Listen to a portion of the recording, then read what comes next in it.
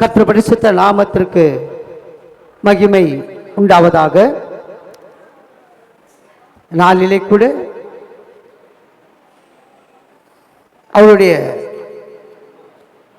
உயிர்த்தெழுதலை நாம் மகிழ்ந்து அனுசரிக்கும்படியாய் அவருடைய வார்த்தையின்படி கர்த்தர் இந்த வருடத்தின் வாக்குத்தத்தமான உபாகமம் 33ஆம் அதிகாரம் 29ஆம் வசனத்தின்படி, இஸ்ரவேலே நீ பாக்கியவான், கர்த்தரால் ரட்சிக்கப்பட்ட ஜனமே ஒப்பானவன் யார்? உனக்கு சகாயம் செய்யும் கேடகமும் மகிமை பொருந்திய பட்டயம் அவரே என்று சொல்லி, கர்த்தாவே உம்மை தேடுகிறவர்கள் பாக்கியவான்கள், நீர் அவளுக்கு அடைக்கலம் கொடுக்கிறீர். கர்த்தாவே உம்மை தொழுது கொள்வர்கள் பாக்கியவான்கள், நீ அவளுக்கு ஆனந்தம் கொடுக்கிறீர். கர்த்தாவே உம்மை தெய்வமாக கொண்டிருக்க ஜனங்கள் பாக்கியவான்கள், நீர் அவர்களை ஆசீர்வதிக்கிற ஆண்டவர். வாக்குத்தத்தின்படி அப்பா உம்முடைய அடைக்கலம், உம்முடைய ஆனந்தம், உம்முடைய ஆசீர்வாதத்தை நாங்கள் பெற்று வாக்குத்தத்தத்தை சுதந்திரத்துக் கொள்ள முடியாது கொடுத்த கிருபைகளுக்காக ஸ்தோத்திரம் ஆண்டவர். முற்றிலும் பயங்களை தாத்தி ஒப்பு கொடுக்கிறோம். நீங்கள் மாத்திரம் மகிமைப்படுங்கப்பா. கிருபை சுதந்திர கஷ்டம் பெரிய காரியம் செய்யுங்க. இயேசு கிறிஸ்துவின் நாமத்தினால் வேண்டி ஜெபிக்கிறோம் பிதாவே. ஆமேன், ஆமேன். Thank you Lord. Hallelujah. Thank you Jesus. நன்றி செலுத்துகிறோம் ஆண்டவரே. முதல் பாடலாக உயிர்த்தெழுந்தார், இயேசு ஜெயித்தெழுந்தார் என்ற பாடலை பாடி கர்த்தர் நாமத்தை நாம் மகிமைப்படுத்துவோம். கர்த்தர் நம்மோடு பெரிய காரியங்களை செய்து வர வேண்டிய பிள்ளைகளை சீக்கிரமாக கொண்டு வர முடியாது. ஆண்டவர் சமூகத்தை அவர் உயிர்த்தெழுந்த வல்லமை பெற்றுக்கொள்ள முடியாது. ஆவியானவர்களோடு பேச முடியாது. எழுந்து பெத்தேலுக்கு போன்னு சொல்லி பிள்ளைகளை பெத்தேலுக்கு கொண்டு வர முடியாது. நாங்கள் ஒப்பு கொடுக்குற ஆண்டவரை, ஒப்பு கொடுக்குற ஆண்டவரை கிருபையை நடத்துங்கப்பா. நாமத்தை மகிமைப்படுத்திக் கொள்ளும். Thank you Jesus. உயிர்த்தெழுந்தாரே அல்லேலூயா, ஜெயித்தெழுந்தாரே, உயிர்த்தெழுந்தாரே அல்லேலூயா, ஜெயித்தெழுந்தாரே, உயிருடன் எழுந்த மீட்பரேசன் சொந்தமானாரே, உயிரோடு எழுந்த இயேசு எந்தன் சொந்தமானாரே,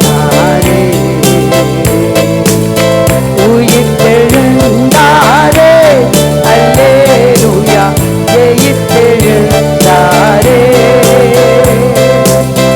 உயிர்த்தெழுந்தாரே. Thank you Lord. Thank you Jesus. அவர் இங்கே இல்லை, அவர் உயிர்த்தெழுந்தார் என்று சொல்லி அப்பா ஒரு தூதர்கள் மரியாளுக்கு சொன்னது போல உயிர்த்தெழுந்த வல்லமையை நாங்கள் காணும்படியாக இந்த நாளிலே எங்கள் மத்தியில் எழுந்தருளும்படியாக ஒப்பு கொடுக்கிற ஆண்டவர். ஒரு ராபா ரீக்கா ராலபா ரீராபா சண்டா ராபா கராபா. ஆமென். கல்லறை திறந்திடவே, கடும் தேவர்கள் பயந்திடவே, கல்லறை திறந்திடவே, கடும் தேவர்கள் பயந்திடவே, வல்லவர் இயேசு உயிர் எழுந்தாரே, வல்ல பிதாவின் செயல் இதுவே, வல்லவர் இயேசு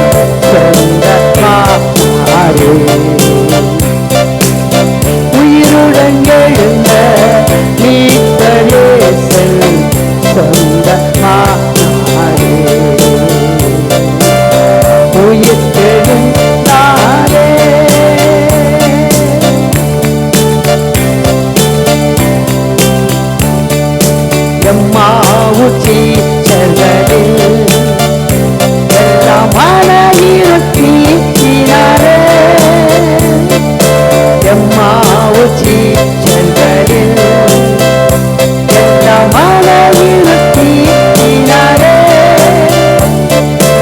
எம் மனக்கலக்கங்கள் நீக்கினதாலே எல்லையில்லா பரமானந்தமே என் மனக்கலக்கங்கள் நீக்கினதாலே எல்லையில்லா பரமானந்தமே உயிர் தெழுந்தாரே அல்லேலூயா ஜெயித்தெழுந்தாரே உயிருடன் எழுந்த மீட்பரே செல் சொந்தமானாரே உயிருடன் எழுந்த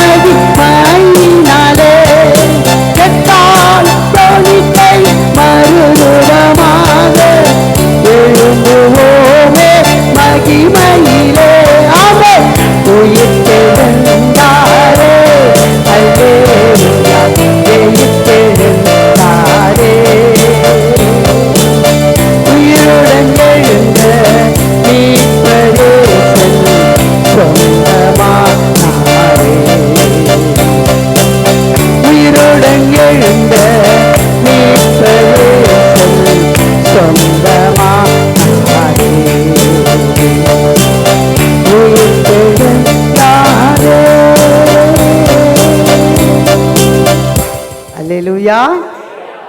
அவருடைய உயிர்த்தெழுதலின் சந்தோஷம் எப்படிப்பட்டது? சொன்ன வார்த்தையின்படி வெளிப்படுத்தல் விசேஷம் 1ஆம் அதிகாரம், வெளிப்படுத்தல் விசேஷம் 1ஆம் அதிகாரம் 17-18 வசனத்தை வாசிக்க கேட்போம். வெளிப்படுத்தல் விசேஷம் 1:17-18. சாரி, 17-18 வாசிங்க.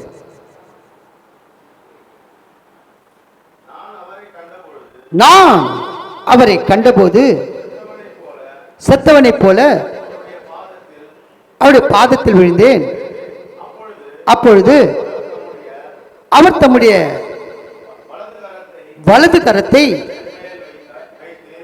என் மேல் வைத்து, அவளது வலது கரத்தை என் மேல் வைத்து என்னை நோக்கி, பயப்படாதே, நான் முந்தினவரும் பிந்தினவரும் உயிர் உள்ளவராய் இருக்கிறேன். மரித்தேன், ஆனாலும் இதோ சதா காலங்களிலும் உயிரோடு இருக்கிறேன். ஆமென். ஆமென் என்றால் என்ன அர்த்தம்? அப்படியே மரித்தேன், இதோ சதா காலங்களிலும் உயிரோடு இருக்கிறேன். நான் மரணத்திற்கும் பாதாளத்திற்கும் உரிய திறவுகோல்களை உடையவராயிருக்கிறேன். அல்லேலூயா. மரித்தேன், ஆனாலும் இதோ சதா காலங்களிலும் உயிரோடு இருக்கிறேன். ஆமென், ஆமென். அவர் மரித்தார். அது மரித்தது நமக்காக. தேவனுடைய சித்தத்தின்படி அவர் மரிப்பது மாத்திரம்தான் அவர் சித்தமா இருந்தது. உயிரோடு இருக்க வேண்டும் என்று பிதாவின் சித்தத்தோடு கூட அவர் இந்த பூமியிலே அவருடைய ஊழியத்தை குறித்து இன்னும் அதிகமாய் தன்னுடைய சீஷர்களுக்கு சொல்ல வேண்டும் என்று, தன் சீஷர்களுக்கு சொல்ல வேண்டும் என்று உயிர்த்தெழுந்த அந்த வல்லமையை அந்த சீஷர்கள் காணும்படியாய் அவர்களுக்கு அவர் தரிசனமானார். 40 நாள் அளவும் அவர்களோட கூட சஞ்சரித்து, நான் எதற்காக மரித்தேன், எதற்காக உயிரோடு எழுந்தேன் சொல்லி அவங்களுக்கு தன்னை குறித்து வெளிப்படுத்தினார். முக்கியமாக யோவானுக்கு வெளிப்படுத்தினார். அது அந்த கடைசி அதிகாரத்தில் திவ்ய அந்த அவருடைய வெளிப்படுத்த பாருங்க, திவ்ய வாசனாகிய யோவானுக்கு வெளிப்படுத்தின விசேஷம். அப்போ அந்த வெளிப்படுத்தின விசேஷத்துல பாருங்க, அவர் ஆண்டவர் முதல்ல சொல்றாரு, 8ஆம் வசனத்தை வாசிங்க, 7-8 வாசிங்க, 7-8 வாசிங்க. இதோ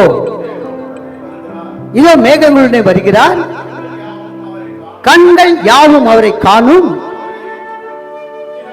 அவரை குத்தினவர்களும் அவர்களை காண்பார்கள், பூமியின் கோத்திரத்தார் எல்லோரும் அவரை பார்த்து புலம்புவார்கள். அப்படியாகும். ஆமென். நம்ம பார்த்து நம்ம எவ்வளவு பெரிய பாக்கியவான்கள் பாருங்க. கரங்களை தட்டுவோமா? நமக்கு எவ்வளவு பெரிய பாக்கியத்தை கொண்டு பாருங்க. உலகத்தார் பூமியின் கோத்திரத்தார் எல்லோரும் அவரை பார்த்து புலம்புவார்கள், அழுவார்கள். ஆனா நமக்கு பாருங்க, அந்த உயிர்த்தெழுந்த அவர் மரணத்தின் அந்த மரணம், அந்த உயிர்த்தெழுதல், அவருடைய உயிர்த்தெழுதலின் வல்லமை எல்லாவற்றையும் நாம் கண்ணார வேதகத்தின் மூலமாக அவர் தரிசித்துக் கொண்டிருக்கிறோம். பிரியமானவர்களே, மரித்தேன், இதோ சதாக்காலம் உயிரோடு இருக்கிறேன். அடுத்த வசனம் பாருங்க, படிங்க. இருக்கிறவரும் இருந்தவரும் வருகிறவரும் ஆகிய சர்வ வல்லமையுள்ள கர்த்தர், நான் அல்பாவும் உமேகாவும் ஆதியும் அந்தமுமாயிருக்கிறேன் என்று திருவுளம் பற்றினார். ஆண்டவர் பாருங்க, யோவானுக்கு கடைசி காலத்தில் என்ன நடக்கும், இந்த பூமியிலே எப்படிப்பட்ட ஒரு ஆக்கினை வரும், எப்படிப்பட்ட யுத்தம் வரும், 1000 வருட அரசாட்சியில் என்ன நடக்கும், எல்லாம் இந்த வெளிப்படுத்த விசேஷத்தில் 1 முதல் 22 அதிகாரத்தில் எழுதப்பட்டிருக்குது. எல்லாத்தையும் வெளிப்படுத்த யோவானுக்கு. யோவான் யார்? அவருக்கு அன்பான சீசன், ரொம்ப முக்கியம். அன்பான சீசன், ஒரு அன்பு யோவானுக்கு அப்படியே வெளிப்படுத்திருக்கிறார். அல்லேலூயா, அந்த பரிசுத்த நாமத்திற்கு மகிமை உண்டாவதாக. பிரியமானவர்களே, அவர் மரணத்தை ஜெயமாக விளங்கினார். எத்தனையோ ஆண்டுகளுக்கு முன்பாக, எத்தனையோ 1000 இயேசு பிறப்பதற்கு முன்பாக ஏசியா தீர்க்கதரிசி இதை அவர் புத்தகத்தில், ஏசியா புத்தகத்தில், தீர்க்கதரிசி புத்தகத்தில் எழுதியிருக்கிறார். மரணத்தை ஜெயமாக விளங்கினார். படிங்க பிரதர். 25:8, ஏசியா 25:8, சீக்கிரம் வாசிப்போம். ஏசியா 25:8.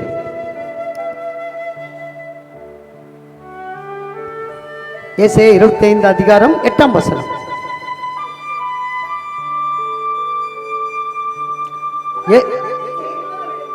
அவர் மரணத்தை ஜெயமாக விழுங்குவார். கர்த்தராகிய தேவன் எல்லா முகங்களிலும் இருந்து கண்ணீரை துடைத்து தமது ஜனத்தின் நிந்தையை பூமியில் இல்லாதபடி முற்றிலும் நீக்கி போடுவார். கரங்களை தட்டி கர்த்தர் நாமத்தை மகிமைப்படுத்தும். அல்லேலூயா. அந்த ஜனங்கள் புலம்புவார்கள், அந்த ஜனங்கள் புலம்புவார்கள். எனக்கு நாமோ பூமியில் நிந்தையை முற்றி நீக்கி மரணத்தை ஜெயமாக விழுங்கின தேவன் நம் நிந்தனைகள், போராட்டங்கள், அவமானங்கள், துக்கங்கள், துயரங்கள், சஞ்சலங்கள், தவிப்புகள் எல்லாம் ஓடி போகும். அவர் உயிர்த்தெழுந்த வல்லமை நம் கண்ணார கண்டிருக்கிறோம். அல்லேலூயா, அல்லேலூயா. கீதம் கீதம் ஜெய ஜெய கீதம் கரங்கத்தி பாடிடுவோம். நம் இயேசுநாதன் உயிர்த்தெழுந்தார்.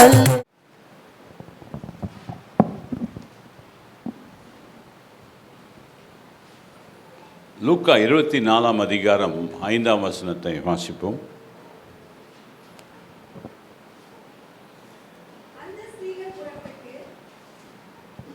அந்த ஸ்திரீகள் பயப்பட்டு தலை கவிழ்ந்து தரையை நோக்கி நிற்கையில் அந்த 2 பேரும் அவர்களை நோக்கி, உயிரோடு இருக்கிறவரை நீங்கள் மரித்தோரிடத்தில் தேடுகிறது என்ன? உயிரோடு இருக்கிறவரை நீங்கள் மரித்தோரிடத்தில் தேடுகிறது என்ன? இயேசு கிறிஸ்து கல்வாரி சிலுவையிலே நமக்காக ஆணிகள் கடாவப்பட்டு இயேசு கிறிஸ்து எவ்வளோ நேரங்க தொங்கினார் சிலுவையில்?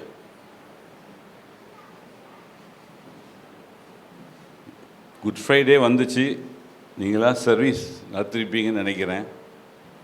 இயேசு கிறிஸ்து எவ்வளோ நேரம் சிலுவையிலே தொங்கினார்?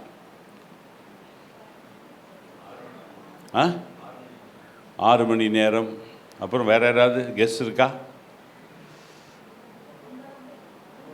3 மணி நேரம். இயேசுவை எப்போ கல்வாரி சிலுவை அடித்தாங்க தெரியுமா? 9ஆம் மணி நேரம் இல்லை, 3ஆம் மணி நேரம். இயேசு கிறிஸ்து சிலுவையில் 9 மணி நேரம் தொங்கினார். 9 hours.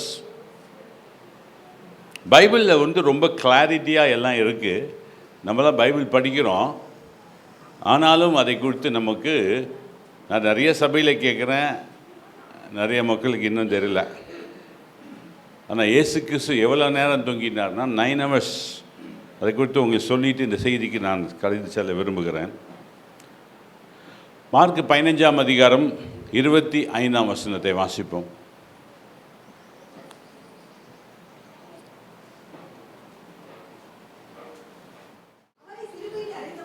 அவரை சிலுவையில் அறைந்தபோது 3ஆம் மணி வேளையாய் இருந்தது. 3ஆம் வழி வேலையாக இருந்த 3ஆம் மணி வேலைன்னா என்ன அர்த்தம்? 9 மணி காலையில் 9 o'clock. இயேசுவை சிலுவையில் அறைஞ்சிட்டாங்க 9 மணிக்கு. அவர் சிலுவையை சிலுவையை சுமக்க அவரால் முடியலை. நிறைய மக்கள் நினைக்கலாம் இயேசு கிறிஸ்து கடவுள் தானே, சிலுவையை சுமந்துடலாமே. வெயிட் லிஃப்டர்ஸ்லாம் அந்த வெயிட் லிஃப்டிங்கை இப்படி தூக்கி இப்படி போட்டு உடனே வச்சுட்டு கீழே போட்டுருவாங்க. பார்த்துருக்கீங்களா? தூக்கிட்டு நடக்க சொல்லுங்க அவங்கள. வெயிட் லிஃப்ட் தூக்குறாங்கல்ல, தூக்கிட்டு அப்படி நடக்க சொல்லுங்க, நடக்க முடியாது. அவளை தூக்கிட்டு கீழே போட்டுருவான். ஆனால் இயேசு கிறிஸ்து அரண்மனையிலேருந்து கொல்கத்தா வரைக்கும் சிலுவையை சுமந்து போனோம். உங்களுக்கு நமக்கெல்லாம் பார்க்கறதுக்கு ரொம்ப ஈஸியாக இருக்குது.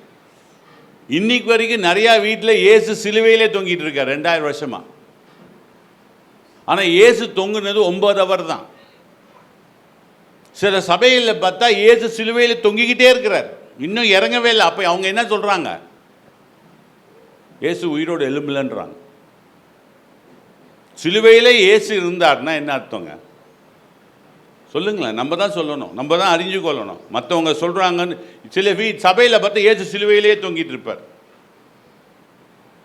2000 வருஷம் ஆயிடுச்சு. இயேசு 9 மணி நேரம் தான் தொங்கினார், ஒரு நாள் கூட தொங்கலை. அவர் 9 hours தான் தொங்கினார். ஆனால் இன்றைக்கும் நிறைய வீடுகளிலும் சரி, நிறைய சபைகளிலும் சரி, இயேசு சிலுவையிலே தொங்கிக்கிட்டே இருக்கிறார். அது என்ன மீனிங்? சிலுவையில் ஒரு சபையில் இயேசு தொங்கிட்டு இருந்தார்னா அது என்ன அர்த்தம்? இயேசு இன்னொரு உயிரோட எலும்புலன்னு அர்த்தம். அப்படிப்பட்ட சபைகள்லாம் போனீங்களா நீங்களும் உயிரோடு எழும்ப மாட்டீங்க. நான் சொல்கிறது புரியுதா? சிலுவை இயேசுவுக்கு என்ன கொண்டு வந்தது? சிலுவை இயேசுவுக்கு என்ன கொண்டு வந்தது?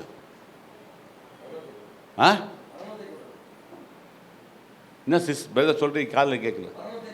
மரணத்தை கொண்டு வந்தது. இயேசுவுக்கு சிலுவை மரணத்தை கொண்டு வந்தது, ஜெயத்தை கொண்டு வரல. நீங்கள் சில பிஷப்லாம் பார்த்தீங்கன்னா இவ்வளோ பெரிய சிலுவை போட்டிருப்பாங்க. நான் கேட்டேன் ஒரு பிஷப் கிட்ட, சூப்பராக சிலுவையை போட்டிருக்கப்பா, நீ இன்னும் கொஞ்சம் பெருசாக தங்கத்தில் போட வேண்டியது தானே, ஏன் கயிறில் போட்டிருக்கிற? சிலுவை எதை குறிக்கிறது? மரணத்தை குறிக்கிறது. யாராருக்கு புரியுது? நான் பிரதர் வேற மாதிரி பிரசங்கம் பண்ணுறான்னு நினச்சிடாதீங்க, நான் உண்மையை சொல்கிறேன். அப்போ சிலுவையை நான் சுமக்கிறேனோ இல்லை சிலுவை என்ன சுமக்குதாலோ அது என்ன கொடுக்கும் எனக்கு? இயேசுவுக்கு சிலுவை என்ன கொண்டு வந்துச்சுங்க? இயேசுவை உயிரோடு எழுப்பினவர் யார்? இயேசுவை உயிரோடு எழுப்பினவர் யார்? இதெல்லாம் நமக்கு தெரிஞ்சாதான் நம்ம கிறிஸ்தவனாக மாற முடியும்.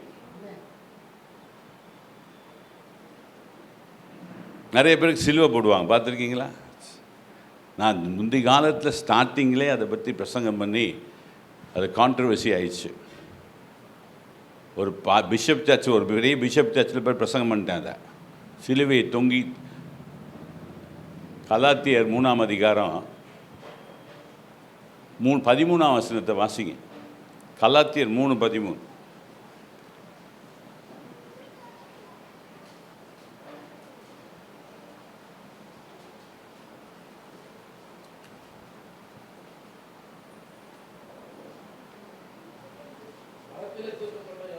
மரத்திலே தூக்கப்பட்ட எவனும் சபிக்கப்பட்டவன் என்று எழுதியிருக்கிறபடி கிறிஸ்து நமக்காக சாபமாகி, நியாயப்பிரமாணத்தின் சாபத்திற்கு நம்ம நீங்களாக்கி விட்ட சிலுவை தொங்குனா நீங்கள் யார்? சபிக்கப்பட்டவன் என்று எழுதியிருக்கிறது, பழைய ஏற்பாட்டில் எழுதியிருக்கு. அப்போ இயேசு நமக்காக என்ன ஆனார்? அப்போ சிலுவை எனக்கு என்ன கொண்டு வருது?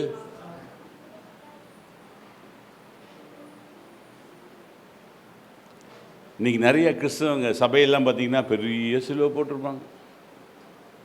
சிலுவை கிறிஸ்தவனுக்கு வெற்றியின் சின்னம் இல்லைன்னு சொல்லலை. ஏன்னா இயேசு அதுக்கப்புறம் யாரும் சிலுவையில் அடிக்கப்படலை. அதுக்கப்புறம் இயேசு உயிர்த்தெழுந்த பிறகு யாரும் அந்த சிலுவையில் அடிக்கப்படலை.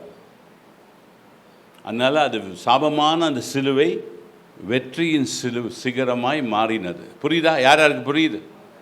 அதனால் சிலுவை வச்சுக்கிட்டா நீ கிறிஸ்டியன் நினச்சிடாதீங்க. சிலுவையின் நோக்கத்தை புரிஞ்சுக்கிட்டீங்களா?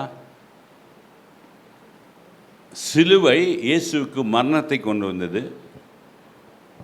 சிலுவை சபிக்கப்பட்டவன் தான் சிலுவையில் தொங்குவான்.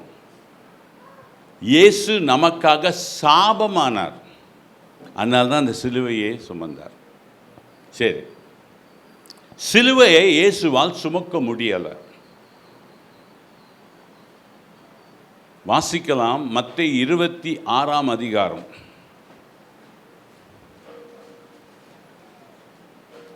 38ஆம் வசனம்னு நினைக்கிறேன். வாசிங்க. எப்பொழுது உம்மை அந்நியராக கண்டு உம்மை சேர்த்துக் கொண்டோம். இல்லை ஒரு நிமிஷம். 26 27 தெரியல.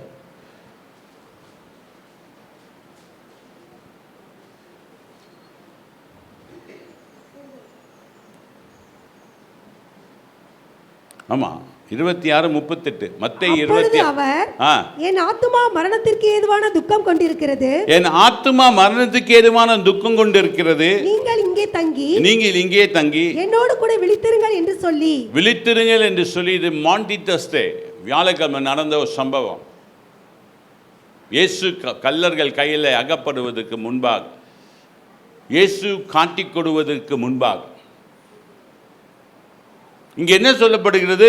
என் ஆத்மா மரணத்துக்கு. அதுக்கு 37ஆம் வசனத்தை பாருங்க. பேதுருவை செபெதேயுவின் குமாரர் இருவரையும் கூட்டிக் கொண்டு போய் துக்கமடையவும் வியாகுலப்படவும் தொடங்கினார். அது வரைக்கும் சந்தோஷமா இந்த இயேசு அவருக்கு நேரம் வந்துருச்சுன்னு தெரிஞ்ச உடனே ஒதுங்கி போயிட்டார். யாரை விட்டு? சீஷர்களை விட்டு தனியாக போயிட்டார். என்ன செஞ்சாராம்? வியாகுலப்படவும் துக்கம் அடையவும் இயேசு என்ன செஞ்சாராம்? இப்போ அதையெல்லாம் மறந்துட்டார். சீசர்களை 11 சீசர்களை கூப்பிட்டு வந்தார். ஒரு இடம் வச்சு விட்டுட்டு அந்த சீசர் இங்கே தங்கி இருங்கன்னு சொல்லிட்டு 3 பேரை கூப்பிட்டு போகிறாரு. பேதுரு, யோவான், யாக்கோபு 3 பேரையும் கூப்பிட்டுட்டு பக்கத்தில் ஒரு இடத்துக்கு போய் எப்பொழுதும் போகிற கட்ரனஸ் கெத்செமனே தோட்டத்தில் போய் எப்பொழுதும் ஜெபம் பண்ணுற அதே இடத்துல முழங்கால் படித்து சீசர்களை பார்த்து ஜெபம் பண்ணுங்கன்னு சொல்லிவிட்டு, நான் ரொம்ப துக்கமாக இருக்கேன், நான் ரொம்ப வியாகுலப்படுறேன், என் பிதாக்கிட்ட நான் போய் பேசணும் அப்படின்னு சொல்லி கொஞ்ச தூரம் போய் எப்படி ஜெபம் பண்ணாராம்? நீங்கள் நான் எப்படி ஜெபம் பண்ணுறோம்? ஒன்று முட்டி போட்டு ஜெபம் பண்ணுறோம், இல்லை நின்று ஜெபம் பண்ணுறோம், இல்லை உட்காந்துட்டு ஜெபம் பண்ணுறோம், இல்லை நடந்து ஜெபம் பண்ணுறோம். சில பேர் படுத்துக்கிட்டு ஜெபம் பண்ணுற ஆளாக இருக்கான். நீங்கள் யாரும் அப்படி படுத்துட்டு ஜெபம் பண்ணுற ஆளாக இருக்க மாட்டீங்கன்னு நினைக்கிறேன். ஆனால் இயேசு எப்படி ஜெபம் பண்ணாராம்? 39ஆம் வசனத்தில் சற்று அப்புறம் போய் முகங்குப்புற விழுந்து. இயேசு எப்படி ஜெபம் பண்ணாராம்? முகங்குப்புற விழுந்து ஜெபம் பண்ணாராம். என் பிதாவே, இந்த பாத்திரம் என்னை விட்டு நீங்க கூடுமானால் நீங்கும்படி செய்யும், ஆகிலும் என் சித்தத்தின்படி அல்ல உம்முடைய சித்தத்தின்படி ஆக கடவுது என் ஜெபம் பண்ணினா. இப்போ என்ன சொல்கிறாரு இயேசு பிதா கிட்ட? ஐயா, இந்த பாத்திரத்தை நான் இப்போ சாப்பிடணுமா, ஏற்றுக்கொள்ளணுமா? என்னால் முடியாதே. அந்த சிலுவையை சுமக்க என்னால் முடியாதே. நான் உமக்காக இந்த உலகத்துக்காக மறிக்க தான் வந்திருக்கிறேன், ஆனால் இந்த சிலுவையை சுமக்க என்னால் முடியாதே. பிதா கிட்ட கதறார்.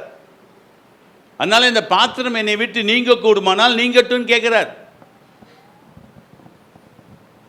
41ஆம் வசனத்தை வாசிங்க, அதே அதிகாரம். நீங்கள் சோதனைக்குட்படாதபடிக்கு விழித்திருந்து ஜெபம் பண்ணுங்கள். ஆவி உற்சாகம் உள்ளதுதான், மாமிசமோ பலவீனம் உள்ளது என்றார். யாரை பத்தி சொல்றாரு இயேசு? யாரை பத்தி சொல்றாரு? தன்னை பற்றி சொல்கிறாருங்க, சீஷர்களை பற்றி சொல்லலை. இப்போ அவர் தனியாகிட்டார். இப்போ தனியாகிட்டார். அவரை திருப்பி சீஷர் வந்து பார்க்குறாரு, அவன் பாட்டு தூங்கிட்டு இருக்கிறான்.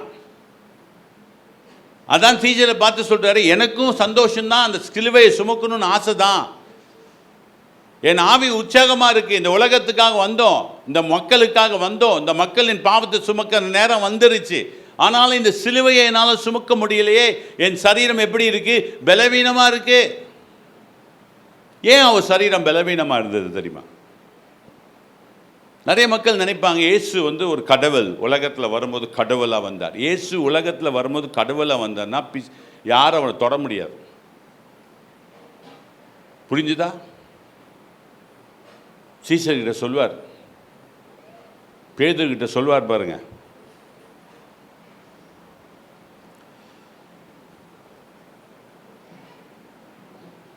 ஐம்பத்தி 53ஆம் வசனத்தை வாசிங்க. நான் இப்பொழுது என் பிதாவை வேண்டிக் கொண்டால் அவர் 12 லேகியோனுக்கு அதிகமான தூதரை என்னிடத்தில் அனுப்ப மாட்டார் என்று நினைக்கிறாயா? லேகியோன் என்றால் இந்த பிசாசு கிடையாது. லேகியோன் என்றது 1000 நம்பர். பென்டகாஸ்டல் என்பது சொல்லு, பென்ட் இருந்து 50, லேகியோன் என்பது 1000. லேகியோன் பிசாசுன்னு நினச்சிக்காதீங்க. 1000 பிசாசு இருந்ததுனால அவன் பேர் லேகியோன் பிசாசு. 6000 சொல்கிறாங்க, சில பேர் 7000 சொல்கிறாங்க. எனக்கு சின்ன வயசுலேருந்து தெரிஞ்ச வரைக்கும் 1000 லேகியோன். அப்போ ஆண்டவர் சொல்கிறார் பாருங்க, யாரை பார்த்து? பேதுருவை பார்த்து. இயேசு அவனை நோக்கி, பேதுரு, உன் பட்டயத்தை திரும்ப அதன் உரையிலே போடு, பட்டயத்தை எடுக்கிற யாவரும் பட்டயத்தாலே மறிந்து போவாங்க. மாண்டி டர்ஸ்டே பற்றி பிரசங்கம் பண்ணுறேன், குட் ஃப்ரைடே பிரசங்கம் பண்ணுறேன், இப்போ உயிர்த்தெழுந்த நாளை குறித்து பிரசங்கம் பண்ணணுமே. இதெல்லாம் தெரிஞ்சாதாங்க உயிர்த்தெழுந்த நாளை நான் பிரசங்கம் பண்ண முடியும். இயேசு கல்வாரி சிலுவையை அவரால் சுமக்க முடியாது என்பதை அவர் நல்லாவே தெரியும்.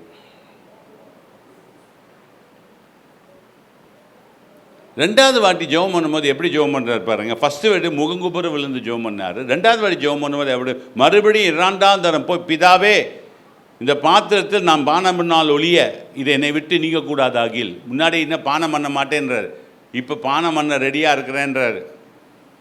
இது என்னை விட்டு நீங்கக்கூடாதாகில் உங்களுடைய சித்தத்தின்படி ஆகும். இப்போ வந்து 1 ஹவர் ஜெபம் பண்ணதில் அவருக்கு என்ன வந்துருச்சு? கொஞ்சம் பலன் வந்துருச்சு, நம்பிக்கை வந்துருச்சு, சிலுவையை தூக்கிடுவோம். ஆவி உற்சாகமாக தான் இருக்குது, இயேசுவின் ஆத்மா உற்சாகமாக தான் இருக்குது இந்த உலகத்துக்காக மரிப்பதற்கு. ஏங்க கடவுள் தூக்கலாமே, நமக்கு அதானே யோசிச்சு. நீங்கள்லாம் இயேசுவை பார்க்கும்போது அவர் கடவுள் இல்லைங்க, அவர் பரலோகத்திலிருந்து கீழே இறங்கி வரும்போது பரலோகத்துக்குரிய எல்லாத்தையும் பரலோகத்தில் விட்டுட்டு பூலோகத்துக்கு ஒரு அடிமை ரூபமாய், ஒரு சாதாரண ஒரு மனிதனாய், 2ஆம் ஆதாமாய், பாவம் இல்லாதவராய் இந்த உலகிலே பிறந்தார். நல்ல ஞாபகம் வச்சுக்கோங்க. He didn't have a single power of heaven. நல்லா புரிஞ்சுக்கோங்க. உன்னை போல என்னை போல ஒரு சாதாரண மனிதனாக இந்த உலகில் வந்தார். அவருக்கும் உங்களுக்கு என்ன வித்தியாசம்னா, நீங்கள் பாவத்தில் பிறந்தீங்க, அவர் பாவத்தில் பிறக்கலை. There was no sin in Jesus, there is full sin in us. நமக்குள்ளே பிறக்கும் போதே நம்ம பாவி தான். ஆனால் இயேசு பிறக்கும் போது பாவம் இல்லாதவராய் பிறந்தார், 2ஆம் ஆதாமாய். இதுதாங்க வித்தியாசம். அதை குறித்து தான் பவுல் சொல்லுகிறார். பிலிப்பியர் 2ஆம் அதிகாரம் 7, 8, 9 வாசிப்போம்.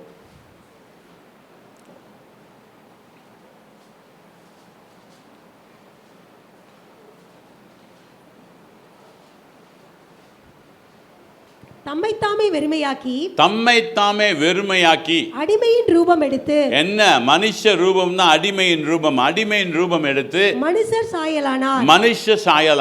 அவர் மனுஷ ரூபமாய் காணப்பட்டு மரண பரியந்தம், அதாவது சிலுவையின் மரண பரியந்தமும், சிலுவையிலே தொங்கி அந்த சமயத்துல சாகர வரைக்கும் கீழ்ப்படிந்தவராகி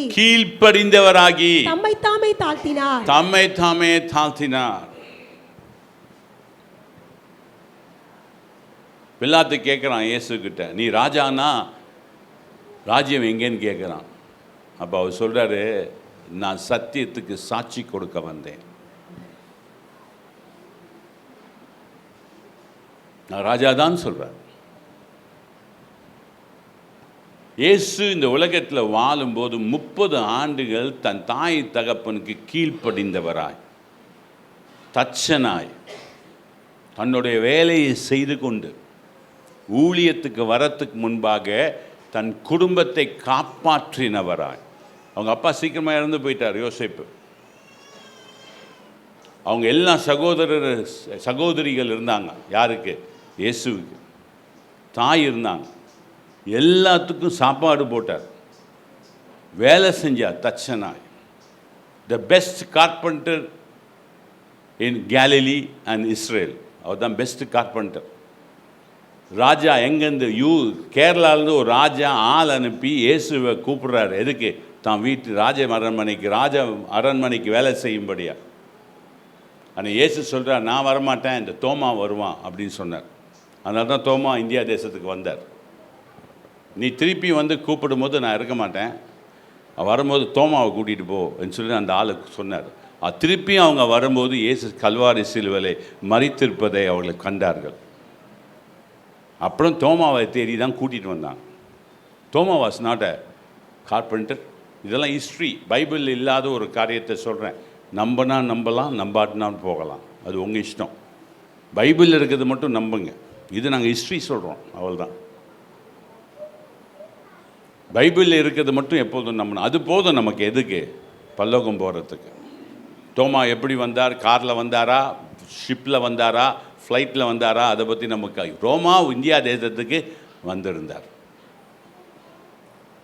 இப்போ இயேசு தனக்கு முடியாது என்று அறிந்தபடியினால், இந்த சிலுவையை சுமக்க முடியாது என்று அறிந்தபடியினால் பிதாவை நோக்கி ஜெபம் பண்ணும்போது பல்லோகத்திலேருந்து ஒரு தேவதூதன் இறங்கி, லூக்காவில் இருக்குது, அந்த எந்த வசனம் தெரில, 24ஆம் அதிகாரம்னு நினைக்கிறேன், லூக்காவில் இருக்குது, 24ஆம் லூக்காவில் இருக்குது, அது நான் எடுக்கல அந்த வசனத்தை. ஒரு தேவதூதன் இறங்கி இயேசு கிறிஸ்துவை பலப்படுத்தினான் என்று வேதம் சொல்லுகிறது. நல்லா புரிஞ்சுக்கோங்க.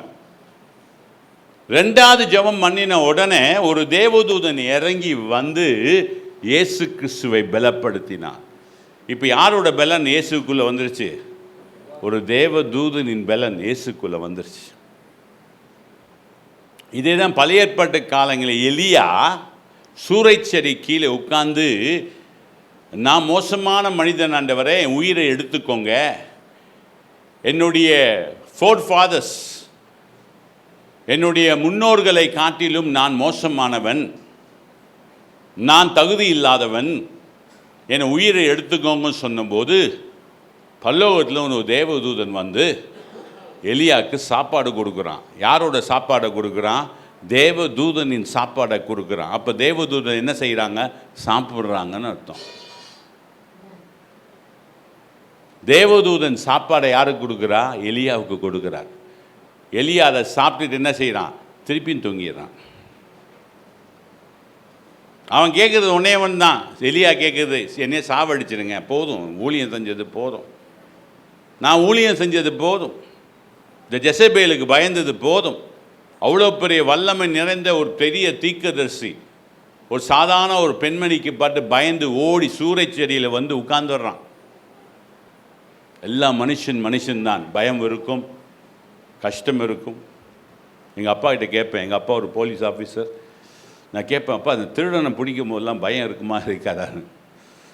திருடன் பிடிச்ச திருடனை கேஸ் ரிஜிஸ்டர் பண்ணி எங்கள் வீட்டுக்கெல்லாம் வருவானுங்க. கொலை பண்ணவங்களாம் என் வீட்டுக்கு வருவானுங்க. வந்து எங்கள் அப்பா கூட பேசுவாங்க, அப்ரூவர் ஆக்கிடுங்கயான்னு. பெரிய பெரிய கொலை பண்ணவங்களாம் வருவான், 7 கொலை 5 கொலை பண்ணவங்களாம் வருவான். எங்கள் அப்பா ஒரு அழகாக பேசி அவங்ககிட்ட, ஒன்றையே தான் அப்ரூவர் ஆக்க போகிறேன்னு சொல்லி அப்படியே சொல்லி பேசி நான் பயப்படுவேன். அவனுங்களாம் வரும்போது நல்லா பேசிட்டு போவான். அப்போ நான் கேட்பேன், அப்பா அவன் 5 கொலை பண்ணியிருக்கேன்றீங்க, அவன் வீட்டுக்கு வந்து உங்கள் கூட பேசுகிறான்றீங்க, அவன் வந்து கெஞ்சுறான் அப்ரூவர் ஆகிடுங்கன்னு, பயம் இருக்காதான்னு கேட்பேன். ஃபுல் பயம் இருக்கும் உள்ள, ஆனால் வெளியில் காட்டிக்கவே மாட்டோம். யாருக்கு புரியுது நான் சொல்கிறது? எல்லா மனிதனும் பயந்து போவான். எலியா பயப்படுறான். அவ்வளோ பெரிய தீர்க்கதரிசி எலியா பயப்படுறான். அதை ஜெசபேல். அப்போ தேவதூதன் 2வது வாட்டி வந்து அவனுக்கு சாப்பாடு கொடுக்குறான். 2வது வாட்டி சாப்பிட்ட உடனே திருப்பி தூங்க ட்ரை பண்ணுறான். தேவதூதன் தட்டி எழுப்பி, நீ போக வேண்டிய தூரம் வெகு தூரம் என்று சொல்லி அவனை அனுப்புகிறான். 40 நாள் இரவும் பகலும் தூங்காதபடி ஓரேபின் மலை வரைக்கும் அந்த 40 நாள் நடந்து போனான். யார்? எலியா. எந்த நாள் நடந்து போனால்? தேவதூர்கள் சாப்பாடை சாப்பிட்டபடினா. யாருக்கு புரியுது? அதே போல் தேவதூதன் இறங்கி வந்தான், இயேசுவை பலப்படுத்தினான். இப்போ இயேசுக்கு என்ன வந்துருச்சு? தேவதூதனின் பலன் வந்துருச்சு. மனுஷ பலத்தினால அந்த சிலுவையை அவரால் என்ன செய்ய முடியாது? சுமக்க முடியாது. மற்ற 2 கல்லனுக்கும் சுமக்கலைங்க. மற்ற 2 கல்லனும் சுமக்கலை. இயேசு மட்டும்தான் சுமந்து வந்தார்.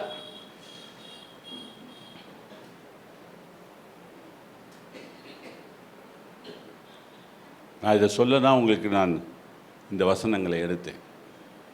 நல்லா புரிஞ்சுக்கோங்க. இயேசு கடவுள், அவர் அற்புதம் செஞ்சார். ஆண்டவர் சொல்கிறாரு, நான் செஞ்ச அற்புதத்தை காட்டில் நீ அதிகமாக செய்யுங்க. யாருக்கு புரியுது? ஆண்டவர் எப்படிப்பட்ட அற்புதம் செய்வார் தெரியுமா? சூப்பர் அற்புதம் செய்வார். என் கூட பிள்ளை என்று சொல்லக்கூடிய சவுத் ஆஃப்ரிக்கன் ஒருத்தர், இந்தியன் மனுஷன், 4 ஜென்ரேஷனாக சவுத் ஆஃப்ரிக்காவில் இருக்காங்க.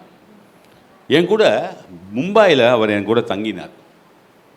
என் கூட தங்கி நான் பூனா போயிட்டேன். நான் பிரசங்கம் பண்ண பூனா போயிட்டேன். அவர் மும்பையில் ஒரு ஏஜி சர்ச்சில் பிரசங்கம் பண்ணுறார். நான் காலையில் 6 மணிக்கு ஏஞ்சி நானும் இன்னொரு போதகரும் ஒரு கார் எனக்கு வந்துச்சு. அந்த காரில் நான் பூனா போயிட்டேன்.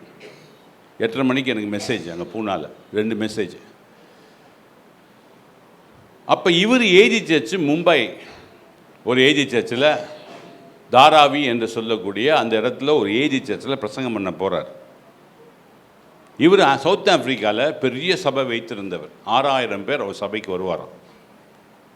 இப்போ அவர் சபையை யார் கையிலேயே விட்டுட்டு இப்போ எவாஞ்சலிஸ்டாக ஆண்டவர் மாற்றிட்டார் அவரை. அப்படிப்பட்ட ஒரு பெரிய ஊழியக்காரன். அவர் சொன்னார், நீங்கள்லாம் போகணும். நான் ஏந்திரிச்சு நீங்களாம் போன பிறகு நான் பார்த்தேன், நீங்களாம் அதுக்குள்ளேயும் வீட்டை ரூமை விட்டுட்டு போயிட்டீங்க. 3 பேர் தங்கணும் ஒரு ரூமில், நானும் இன்னொரு பாஸ்டர் அவரும். அப்போ அவர் சொல்கிறாரு, நீங்கள்லாம் ஏஞ்சி போனதே எனக்கு தெரில. நெக்ஸ்ட் டே வரும்போது, ஈவினிங் வரும்போது நான் வந்தோடனே, என்னோட ஹைட் அவர், நான் வந்தோடனே என்னை கட்டி பிடிச்சி என்னை தூக்குனார். ஒரு தூக்கு. என்ன ஆச்சுன்னு கேட்டேன். வாட் ஹேப்பன் அப்படின்னு கேட்டேன். God did a mighty miracle அப்படின்னார். என்ன மிராக்கிள் செஞ்சாருன்னா, நான் காலையில் நீங்களாம் போன பிறகு காலையில் ஏஞ்சி பெட்டில் நான் உட்கார்ந்த உடனே ஆவியானவர் என்கிட்ட சொன்னார், இன்றைக்கி ஒரு பெரிய அற்புதம் செய்ய போகிறோம் உன் மூலமாக அப்படின்னார். ஓகே ஆண்டவரே, நான் ரெடி ஆகிட்டேன். சர்ச்சுக்கு போயிட்டேன். சர்ச்சில் போய் நான் உட்காந்துருக்கிறேன். புல்பிட்டில் உட்காந்துருக்கும் போது ஆண்டவர் எனக்கு சொல்கிறாரு, பின்னாடி ஒரு ஏஜி சர்ச், அங்கே ஒரு 1000-2000 பேர் வருவாங்க. பின்னாடி ரோவில், முந்தின ரோவில் ஒரு ஒயிட் ஷர்ட்டை போட்டுட்டு ஒரு ஆள் உட்காந்துருக்கார் பார், அவரை எழுப்பி விடு அப்படின்னாரு. இவர் உடனே மைக் கொடுத்தோன்னே அந்த ஆள் எழுப்ப சொன்னாராம். வர சொன்னாராம் ஃப்ரெண்டில். பார்த்தா பார்ன் பிளைண்ட், அவர் பிறவி குருடன், 41 வயது அவருக்கு. வர சொன்னாராம் ஃப்ரெண்டில். அப்போ ஆண்டவர் சொன்னாராம், உன் கையை நீட்டுனாராம். இவர் கையை நீட்டினாராம். நான் சொல்கிறத சொல்லுனாராம். Let your eyes be open சொன்னாராம். இவர் சொன்னார், உன் கண்கள் திறக்கப்படுவதாக சொல்லிவிட்டு அவர் பார்க்கவே இல்லையா. அவர் சொல்கிறாரு, நான் சொன்னது தான் எனக்கு தெரியும், நான் பார்க்கல.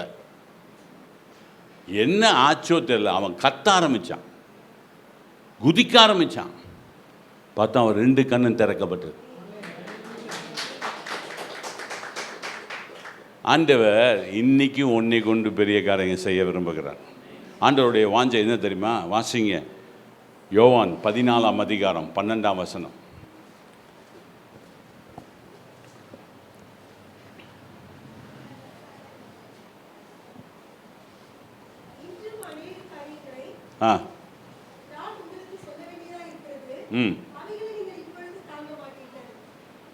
யோவான் 14ஆம் அதிகாரம் 12ஆம் வசனம்.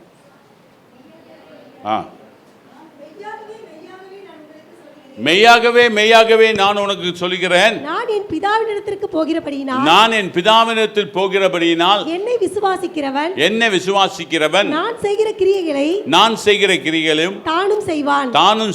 இவைகளை பார்க்கிலும் பெரிய கிரியைகளையும் செய்வான். யாரை நம்புறது? இது அவர் சொல்றாரு, இது மாதிரி நான் நிறைய அற்புதங்கள் எனக்கு ஆண்டவர் செஞ்சு என் மூலமாக செஞ்சிருக்கிறார். பட் அவருக்கு மட்டும் பாஸ்போர்ட் இவ்வளோ சைஸ் இருக்கு. அவர் சொல்கிறேன், நான் I have travelled 125 countries, 125 countries. இப்போ கூட ரஷ்யாவில் ஒரு இடத்துல முடிச்சுட்டு நான் சவுத் ஆஃப்ரிக்கா போகலான்னு பார்க்கும்போது இன்னொரு பாஸ்டர் மலேசியாவிலேருந்து வந்தார். அவர் எனக்கு ஃபோன் பண்ணி இதுக்கு சவுத் ஆஃப்ரிக்கா போவானா இந்தியாவுக்கு வான்னு சொல்லி என்னை கூப்பிட்டார். அதனால தான் நான் இந்தியாவுக்கு வந்தேன். ஆனால் இங்கே ஒரு பெரிய அற்புதத்தை ஆண்டவர் செய்வார் நான் நினைக்க கூட இல்லை. நான் சும்மா வந்தேன். ஆண்டவர் ஒன்றும் எடுத்து பயன்படுத்த விரும்புகிறார். நீ சாதாரண மனிதனாயிரு, அதை பற்றி கவலை இல்லை. ஆனால் தேவனை அறிந்த மனிதனாயிரு. யார் யாருக்கு புரியுது? You should know Christ. Sister Amy என்று சொல்லக்கூடிய ஒரு சகோதரி, அவங்களே ஒரு பெரிய எவாஞ்சலிஸ்ட். முந்தானத்து நான் அப்படியே என்னுடைய செல்ஃபோனை பார்க்கும்போது டக்குன்னு பார்த்தா அது எனக்கு முன்னாடி வந்துச்சு. நான் அதை படித்தேன், என்ன ஆச்சு. சிஸ்டர் ஏமி அவங்க 18 1840 என்னமோ அந்த சமயத்தில் நடந்த ஒரு சம்பவம். அவங்க நல்லா பிரசங்கம் பண்ணிகிட்டு இருந்தாங்களாம். திடீர்னு ஆண்டவர் சொன்னாராம், ஐம் கோயிங் டு மார்னிங் ஏஞ்சோன்னு சொன்னாராம், I'm going to do a creative miracle. இந்த மார்னிங் ஏஞ்சோன்னு சொல்கிற அனுபவம் எனக்கிட்ட இருக்குது. மார்னிங் ஏஞ்சி அப்படி உட்கார்ந்தோன்னா ஆண்டவர் பேசுவார். நிறைய வாட்டி என் கூட பேசியிருக்கேன். ஏஞ்சி உட்கார்ந்த உடனே பேசுவார். அது மாதிரி அந்த சிஸ்டருக்கு அன்னைக்கு மார்னிங் ஏஞ்சி உட்கார்ந்தோட சொன்னாராம், I am going to do a creative miracle. இன்னைக்கு உன்னோட ஊழியத்தில் கிரியேட்டிவ் மிராக்கிள்னா உண்டாக்கப்படுகிற அற்புதம். அதுதான் கிரியேட்டிவ் மிராக்கிள். இப்போ கண்ணு பார்வை இல்லாதவனுக்கு சுகம் கொடுக்கறது, கண்ணே இல்லாமல் இருக்கிறவனுக்கு கிரியேட்டிவ் மிராக்கிள். நான் இன்றைக்கி புத்தூருக்கு போயிருந்தேன். ஒரு சின்ன குழந்தைய கூப்பிட்டு வந்தாங்க. அந்த கண்ணே இல்லை, 2 கண்ணும் சுத்தமாக இல்லை. கண்ணெல்லாம் திறக்குது, நமக்கு பியூப்பாக இருக்கும்ல, அந்த பையனுக்கு இல்லை, அந்த குழந்தைக்கு இல்லை. 2 கண்ணிலையும் இல்லை.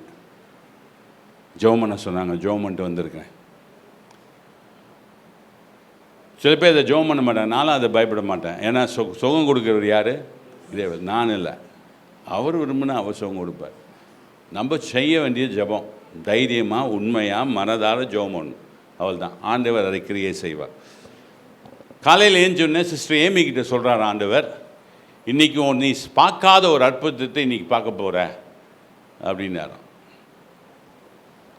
ஈவினிங் அவருக்கு மெசேஜ், சிஸ்டர் பிரசங்கம் பண்ணிட்டு சொல்கிறாங்களாம், இன்றைக்கி God is going to do a creative miracle அப்படின்னாங்களாம்.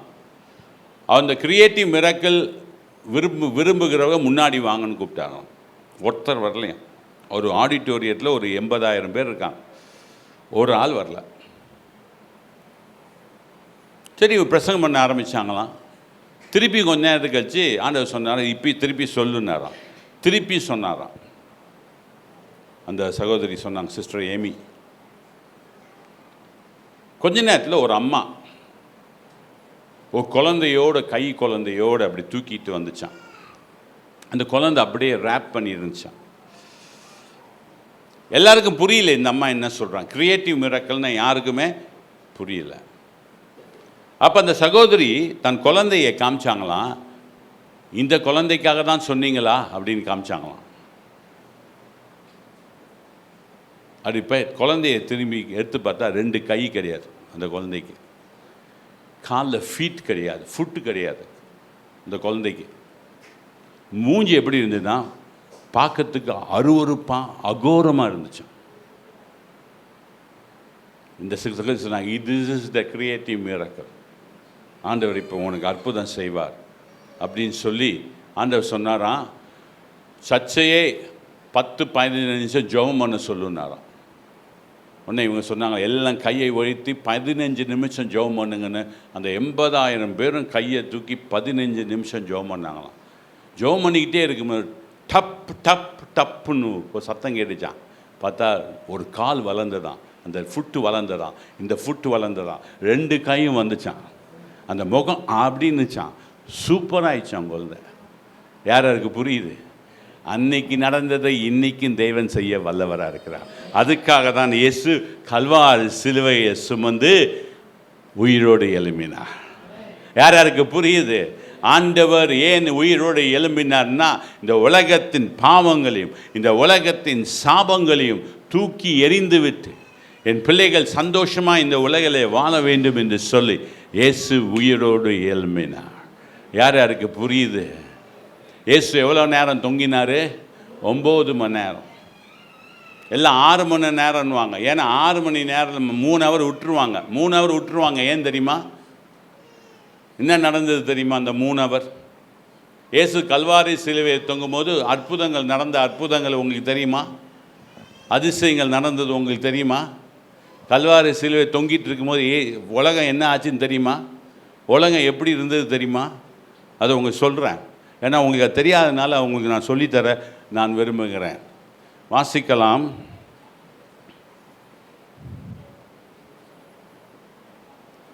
லூக்கா 23:44 வாசிங்க.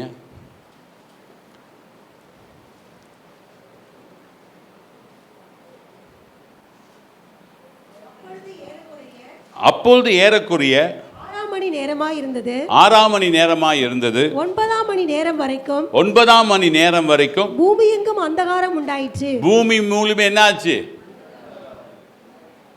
நாட் எருசலேம் மட்டும் இல்லை, கொல்கத்தா மட்டும் இல்லை, பூமி முழுவதும் 3 ஹவர் என்னாச்சு? அந்தகாரம். அந்தகாரம்னா என்ன அந்தகாரம்? சாதாரண இருள் கிடையாது, பக்கத்தில் இருக்கிறவன் தெரியாது. புரிஞ்சுதா? இஸ்ரேல் எகிப்து தேசத்தில் நடந்த ஒரு இருள், கார் இருள்னுவாங்க, பிச் டார்க். 10 வாதையை தேவன் கொண்டு வந்தார். எங்கே? எகிப்தில். அதில் ஒரு வாதம் என்ன, ஒரு காரியம் என்னன்னா பிச் டார்க், இருள். இந்த 3 ஹவர் என்ன ஆச்சு? இயேசு சிலுவையில் தொங்கிட்டு இருக்க 3 ஹவர் திடீர்னு பார்த்தா அந்த உலகம் எல்லாம் இருட்டாயிடுச்சு. எல்லாம் ஓட ஆரம்பிச்சிட்டான். எங்கே போகிறதுன்னு தெரியல. திடீர்னு இந்த இப்போ இருக்கிற வெளிச்சம், வெளியில் இருக்க சூரியன் மந்தமாக கூட, சூரியன் அப்படியே போச்சுன்னா கார் இருள் பார்த்துருக்கீங்களா? பக்கத்தில் இருக்கிறது தெரியாது. அந்த கார் இருள் 3 ஹவர் ஏசு கல்வாரி சிலுவை தொங்கிட்டு இருக்கும் போது 3 ஹவர் கார் இருளாயிடுச்சு. ஏன் கார் இருளாயிடுச்சு தெரியுமா? உலகத்தில் ஆதாம் செய்த பாவம் முதற்கொண்டு அப்பொழுது ஆணி அடித்த வரைக்கும், இயேசுவின் கல்வாரி சிலுவையிலே ஆணி அடித்த வரைக்கும் இருக்கிற பாவம் எல்லாம் யார் மேலே வந்துருச்சு தெரியுமா? இயேசு மேலே இறங்கி விட்டது. யாராக்கு நான் சொல்கிறது புரியுதா? அதுக்கு தான் 3 ஹவர் கார் இருள் ஆயிடுச்சு. உலகத்தில் இருக்கிற எல்லா பாவமும், உலகத்தில் இருக்கிற எல்லா சாபமும் என்ன ஆயிடுச்சு? யாருக்கு மேலே வந்துடுச்சு? இயேசு மேலே வந்துடுச்சு. 3 ஹவர் ஆச்சு. உலகத்தில் இருக்க பாவம் எல்லாம் இயேசு மேலே வருவதற்கு. அதுக்கு தானே வந்தார். பாவத்தை சுமக்கிற தேவ ஆட்டுக்குட்டியாய் மாறினார். உலகத்தில் இருக்கிற எல்லா பாவமும் இயேசு மேலே வந்துச்சு இந்த 3 ஹவரில். அதுக்கப்புறம் அடுத்த வசனம்தான், அந்த வசனத்தை சொல்கிறார் பாருங்க. இயேசு மார்க் 15:34.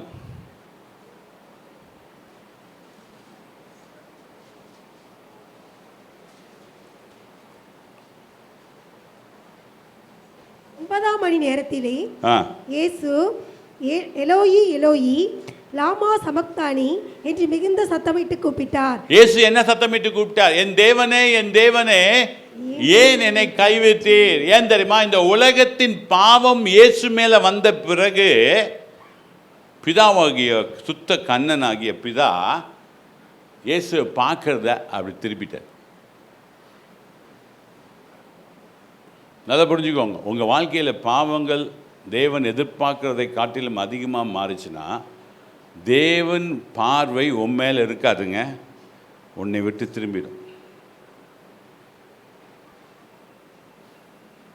நல்லா புரிஞ்சுக்கோங்க. பாவம் மனுஷனையும் தேவனையும் பிரிக்குது. ஆண்டவருக்கு பிடிக்காத பாவம் சொல்லுங்க. ஆண்டவருக்கு அருவருப்புகிற பாவம் என்ன? விக்கிரக ஆராதனை. சிலுவையே வச்சுக்கிட்டு இயேசு சிலுவையில் இன்னும் தொங்கிக்கிறான்னு சொல்லிட்டு சிலுவையை போயிட்டு முத்தம் பண்ணிங்கன்னா அது விக்கிரக ஆராதனை. யாருக்கு புரியுது? இயேசு சிலுவையில் இல்லை. இயேசு 2000 வருஷத்துக்கு முன்பாக சிலுவையில் எப்பயோ தூக்கி போட்டுட்டு வந்துட்டார். 9 மணி நேரம் தான் சிலுவையில் இருந்தார். ஆனால் இன்றைக்கி நிறைய கிறிஸ்தவன் சிலுவையில் அடைக்கப்பட்டது போல் ஒரு ஃபோட்டோவை போட்டு சிலுவையில் அடைக்கப்பட்டதை போல் ஒரு தச்சன் அதை செஞ்சு அதை போய் கும்பிட்டு தொட்டு ஜோமுன்ட்ருக்கான் பாருங்கள். அது விக்கிரக ஆராதனை. வீட்டில் வச்சுருக்கீங்களா சிலுவை? சிலுவையெல்லாம் முத்தம் கொடுத்துட்டு இருந்தீங்கன்னா விக்கிரக ஆராதனை. இயேசு சிலுவையில் இல்லை. 9 ஹவர் ஆச்சு இயேசு சிலுவையில் தொங்குனார். சிலுவை இயேசுவுக்கு மரணத்தை கொடுத்தது, சாபத்தை கொடுத்து, சாபத்தை ரிமூவ் பண்ணிச்சு சிலுவை, இல்லைன்னு இல்லை. ஆனால் இயேசு உயிரோடு எழும்பினதுனால்தான் இன்றைக்கி அவரை நம்ம வணங்குகிறோம். புரியுதா?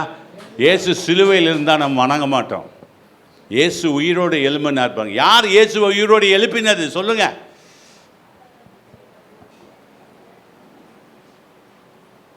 இயேசுவை உயிரோடு எழுப்பினவர் யார்? என்னங்க சபையில் இருக்கீங்க, டப்புன்னு சில சபையில் சொல்லுவாங்க, இந்த சபையில் சொல்ல மாட்டேங்கிறீங்க. இதெல்லாம் தெரியணும். தெரியாத வரைக்கும் நம்ம வளர முடியாது. வாசிங்க ரோமர் 8ஆம் அதிகாரம் 11ஆம் வசனம்.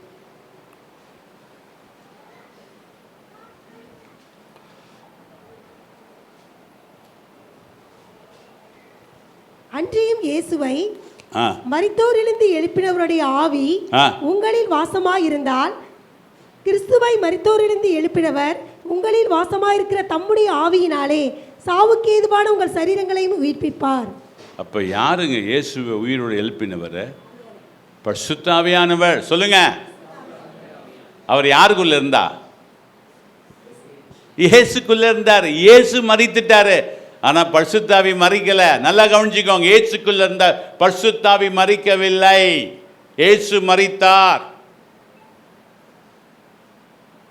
நீங்க மரிப்பீங்க, ஆனா உனக்குள்ள இருக்க பரிசுத்த ஆவி மரிக்க மாட்டார். யார் யாருக்கு புரியுது?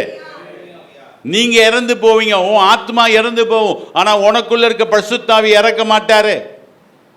அதனால தான் பைபிள் ரொம்ப தெளிவா சொல்லுது, இயேசு வருகைக்கு நீங்க பறக்க வேண்டும்னா உனக்கு யார் வேணும்? பரிசுத்த ஆவியானவர் வேணும்.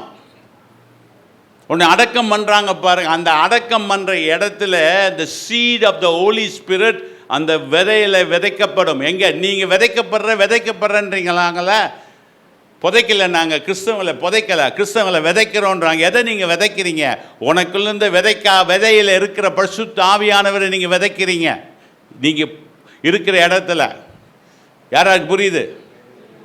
ஒரு மனுஷன் மரித்த உடனே அவன் பரிசுத்த ஆவியானவர் வைத்திருப்பாரானால், பரிசுத்த ஆவியானவர் விதை முத்திரை யார் மேலே இருக்கும்? அந்த மனுஷன் மேலே இருக்கும். வாசிங்க எபேசியர் 1ஆம் அதிகாரம் 13ஆம் வசனம்.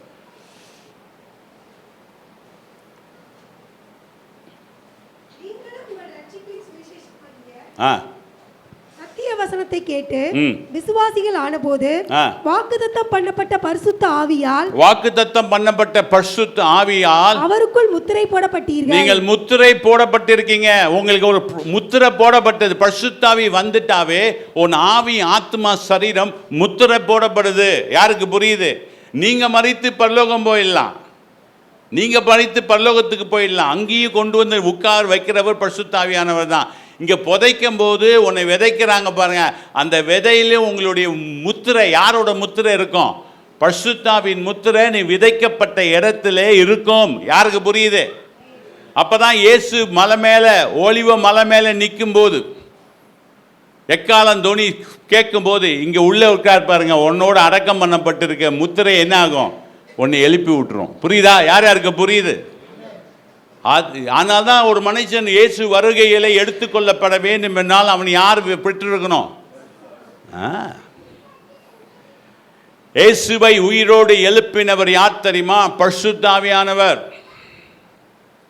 அவருக்குள்ள இருந்த பரிசுத்த ஆவியானவர்.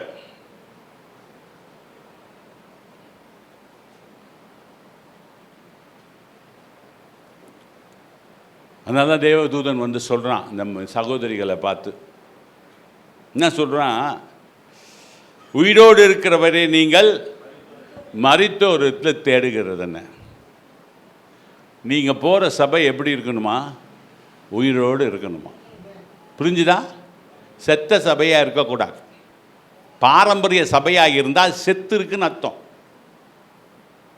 பாரம்பரியங்கள் தியாலஜி சபைக்குள்ள அதிகமாக வந்துச்சுனாவே அந்த சபை செத்துருச்சுன்னு அர்த்தம்.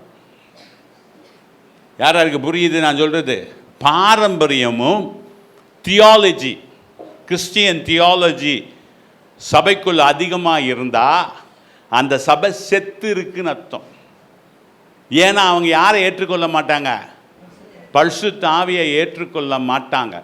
எந்த சபையிலே பரிசுத்த ஆவியானவர் இல்லையோ அந்த சபை மரித்திருக்கிறது என்று அர்த்தம். யார் யாருக்கு புரியுது நான் சொல்றது? நீங்க போற சபை உங்க உயிர்ப்பிக்கணுமா? பரிசுத்த ஆவி நிரப்பப்பட்ட சபைக்குள்ளே போங்க. எந்த சபை பரிசுத்த ஆவி இல்லாம இருக்குதோ அந்த சபை மரித்த சபை. அது உன்னை உயிர்ப்பிக்காது. அது உன்னை உயிர்ப்பிக்காது.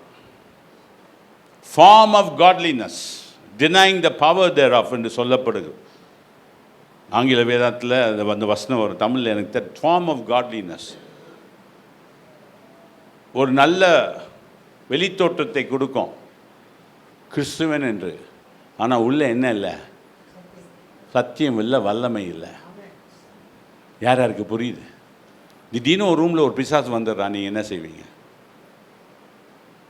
எனக்கு சில பேர் அப்படி ஃபோன் பண்ணுவாங்க நைட்டு 1 மணி 2 மணிக்கா, பிரதர் என் ரூமில் ஒரு பிசாசு நிற்கிறா பிரதர் கத்துவாங்க. நான் சொன்னேன் ஸ்விட்ச் செல்ஃபோனை ஆன் பண்ணி விடுன்னு, ஸ்பீக்கரில் போடுன்னு. போட்டு விடுவாங்க. அந்த பிசாசை கூப்பிடுவேன், டே இங்கே வாடான்னு கூப்பிடுவேன். ஒழுங்கு அந்த இடத்த விட்டு ஓடிடும், இல்லைன்னா ஒன்று எரிச்சு போடுவேன். அப்புறம் எனக்கு சிஸ்டர் கேட்க போயிட்டான் நீங்கள் சொன்ன ஒன்று போயிட்டான். நான் சொன்னேன், நீ ஏன் பயப்படுற? பிசாசை பார்த்து. பிசாசு தான் உன்னையும் பார்த்து பயப்படணும். நீ ஏன் பயப்படுற? இனிமேல் பிசாசுக்கு பயந்த நீ அதுக்குள்ளே வளர்ந்துரு. பிசாசெல்லாம் நம்மளை பார்த்து என்ன செய்யணும்? ஐயோ அந்த ஆள் வராண்டா, அந்த ஆள் வராண்டா, டே அந்த ஆள் வராண்டா, கிளம்பு கிளம்பு அப்படின்னு சொல்லணும். ஏன் தெரியுமா? உனக்குள்ளே இருக்கிறவர் யார் தெரியுமா?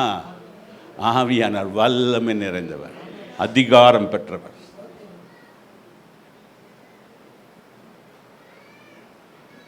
பிசாசெல்லாம் ஓப்பனாக நான் சொல்கிறேன், கீழே தள்ளப்பட்ட தேவ தூதர்கள்.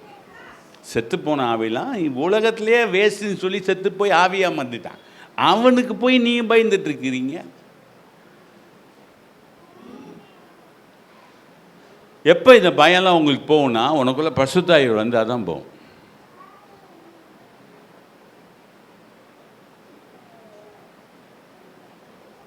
உன்னோட உயிரோடு இருக்கிறவர் இருந்தால், பரிசுத்த ஆவியானவர் உன்னோடு இருந்தால் நீ எதுக்குமே பயப்பட வேணாம். உலகத்துக்கும் பயப்பட வேணாம், நாளை குறித்து பயப்பட வேணாம், வாழ்க்கை என் பிள்ளைகள் எப்படி இருப்பாங்கன்னு பயப்பட வேண்டாம்.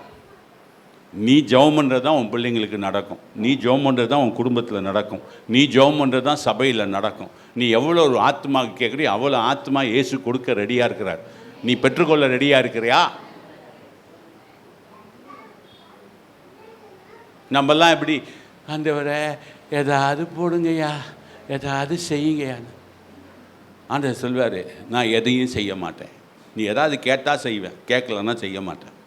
நீ கேளு, தைரியமாக கேளு. ஆண்டவரால் முடியாது ஒன்றும் இல்லை. பெருசாக கேளு, ஆண்டவரால் கொடுக்க முடியாது ஒன்றும் இல்லை. உன்னை தகப்பன் எப்படிப்பட்டவர் தெரியுமா? இந்த உலகத்தை உண்டாக்கினவர், களிமண்ணை மனுஷனை மாற்றினவர் உங்கள் தகப்பன். களிமண்ணை சொல்லுங்க, என் தேவன் யாரு? களிமண்ணை மனுஷனாய் மாற்றினவர். நீனு நானும் நம்ம உயிரோடு ஓடுறோமே, களிமண்ணாக இருந்தவங்க நம்மளாம் மனுஷனாக்கிட்டாரு.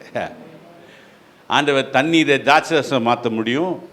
இப்போ வரும்போது கூட ஆண்டவர் கூட ஒரே சத்தம் போட்டு அந்நிய பாஷை பேசிக்கிட்டு ஒரு 3/4 மணி நேரம் ஜோம் பண்ணிட்டு தான் வந்தேன் காரில்.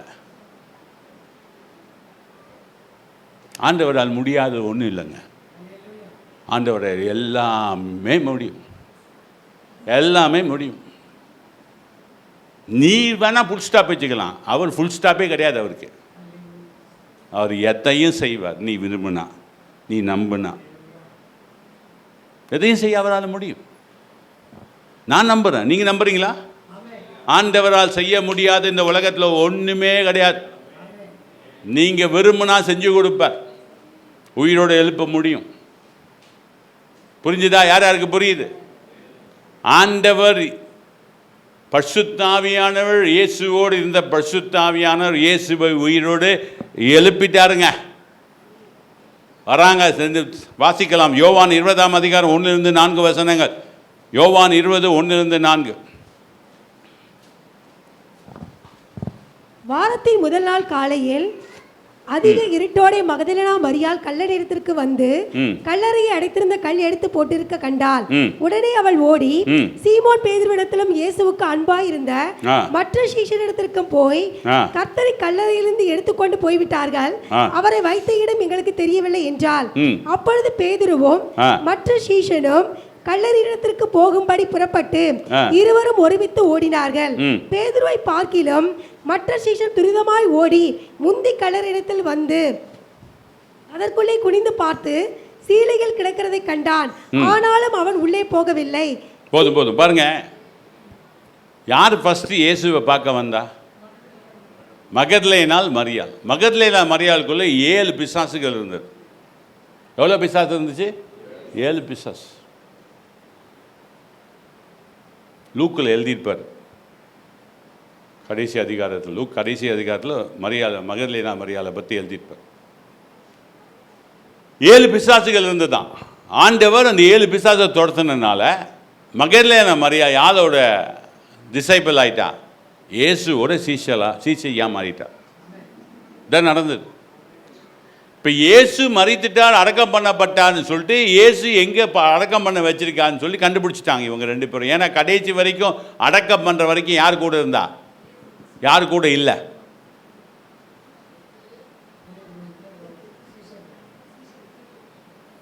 பதினோரு சீசனில் 10 சீசன் இயேசு கூட இல்லைங்க. ஒரே ஒரு சீசன் தான் இருந்தான், அவன் தான் யோவான். யாருக்கு புரியுது? அதனால தான் ஆண்டவர் சொன்னா, இதோ உன் தாய், அதோ உன் மகன் சொன்னார்ல. அங்கே பேதுரு தான் ஆண்டவர் பேதுருகளை ஒப்பு கொடுத்துருப்பார். அங்கே தான் பேதுரு தான் ஓட்டானே, மறுதளிச்சுட்டு சத்தியம் பண்ணி சாபிச்சு. 10 சீசன் கிடையாது, ஒருத்தன் காட்டி கொடுத்து செத்து போயிட்டான். ஏசு சாகிறதுக்கு முன்னாடி அவன் என்ன செஞ்சிட்டான்? 4 கொண்டு செத்து போயிட்டான்.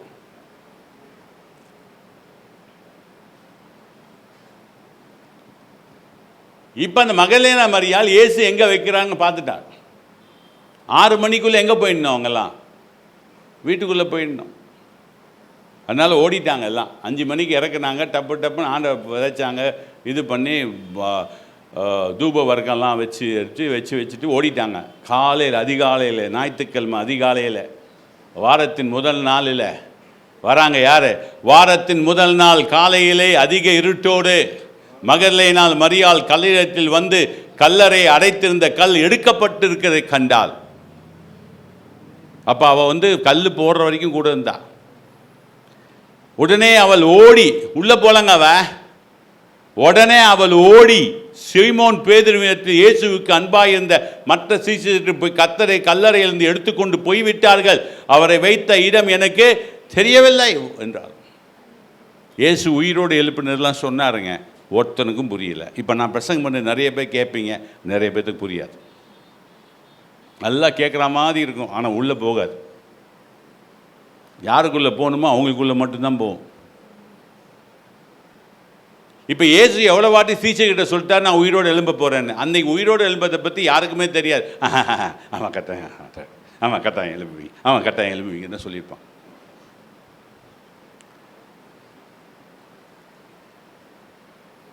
இயேசு மரித்த உடனே என்ன நடந்தது தெரியுமா? யாராருக்கு தெரியும்? ஏன்னா உங்களுக்கு சொல்லி தர நான் விரும்புகிறேன். டக்கு டக்குன்னு எனக்கு வருது. இயேசு மரித்த பிறகு உலகத்தில் என்ன நடந்தது? யாராருக்கு புரியுதா? இயேசு மரித்த பிறகு 5 மணிக்கு இயேசு மரித்தாருங்க. 1 ஹவரில் அவங்களை அடக்கம் பண்ணிட்டாங்க. இயேசு மரித்த உடனே என்ன நடந்தது யாருக்கா தெரியுமா? உலகத்தில் என்ன நடந்தது? இயேசு கல்வாரி சிலுவையில் அடித்து 3 வார்த்தைகள் பிரசங்கம் சொன்ன உடனே 3 ஹவர் பிச் டார்க்காக மாறிச்சுன்னு சொன்னேன். அதே போல் இயேசு மரித்தவுடன் என்ன நடந்தது தெரியுமா? திரைச்சீலை 2 கிழிந்தது. அப்புறம் அந்தகாரிகள் முன்னாடி 3 ஹவருக்கு தெரியல. நான் உங்களுக்கு சொல்லித்தரேன். தெரியாதனால அது உங்களுக்கு சொல்லி தந்தாங்க. அதுக்கப்புறம் தான் ரிசரக்ஷனை பற்றி ரிசரக்ஷன் எடுத்துட்டேன். அது ஃபுல்லாக வரல, உங்களுக்கு மெசேஜ் இன்றைக்கி வரல. இதை மட்டும் சொல்லிடுறேன். இயேசு மரித்த பிறகு என்ன ஆச்சின்னு வேதம் சொல்வதை குறித்து உங்களுக்கு நான் சொல்லித்தர விரும்புகிறேன்.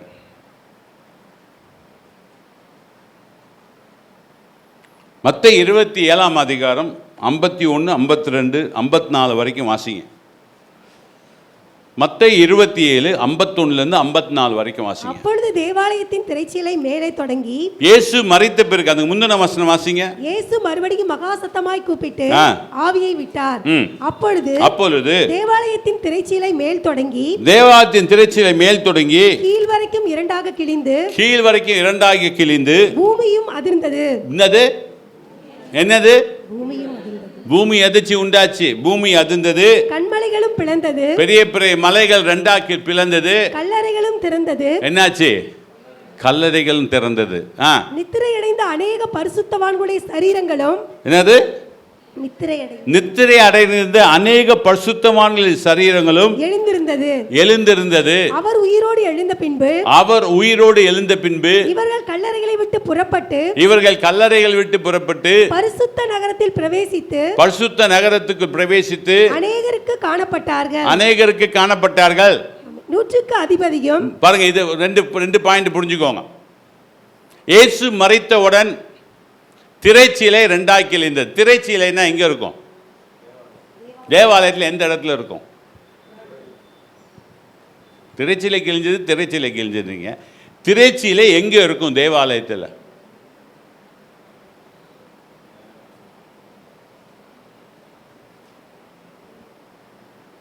தெரியல. நல்லா புரிஞ்சுக்கோங்க. பழைய ஏற்பாட்டு காலங்களில் இப்போ நாங்கள் நிற்கிறோம் பாருங்கள். இங்கே நிறைய மக்கள் நிற்கிறது கிடையாது. நாங்கள் ஊழியம் செய்கிறவங்க மட்டும் தான் இங்கே நிற்கிறோம். வெளிப்புறம், உட்புறம், பரிசுத்த ஸ்தலம், மகா பரிசுத்த ஸ்தலம், அப்படி தான் டெம்பிள் இருந்தது. இன்றைக்கி இந்து டெம்பிளுக்கு போனீங்கன்னா அதை காப்பி பண்ணி தான் பிசாசு செஞ்சுருக்கிறான். எப்படி தேவாலயம் இருக்கோ அப்படி தான் எல்லா இந்து டெம்பிளும் இன்றைக்கி இருக்கிறோம். வெளிப்புறம், உட்புறம், பரிசுத்த ஸ்தலம், மகா பரிசுத்த ஸ்தலம். இந்த பரிசுத்த ஸ்தலத்துக்கும் மகா பரிசுத்த ஸ்தலத்துக்கும் நடுவில் 4 இன்ச் அளவுக்கு ஒரு பெரிய திரைச்சீலை இருந்தது. இந்த மகா பரிசுத்த ஸ்தலத்தில் பிரதான ஆசாரியன் ஒருவன் தான் வருஷத்துக்கு ஒரு முறை உள்ளே போவான். எவ்வளோ வருஷத்துக்கு? வருஷத்துக்கு ஒரு முறை உள்ளே போவான். அந்த பரிசுத்தமான இடத்துல தான் என்ன இருந்தது?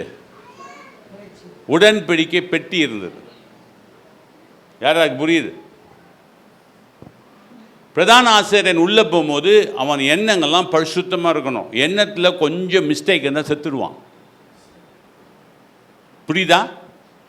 இந்த மகா பரிசுத்த ஸ்தலத்துக்குள்ள அந்த பிரதான ஆசிரியன் உள்ளே போகும்போது வீட்டில் இன்றைக்கி சாம்பார் வச்சாங்களான்னு நினைக்கக்கூடாது. இன்றைக்கி அவன் என்னை நம்ம திட்டானே அப்படிலாம் நினச்சா செத்துடுவான்.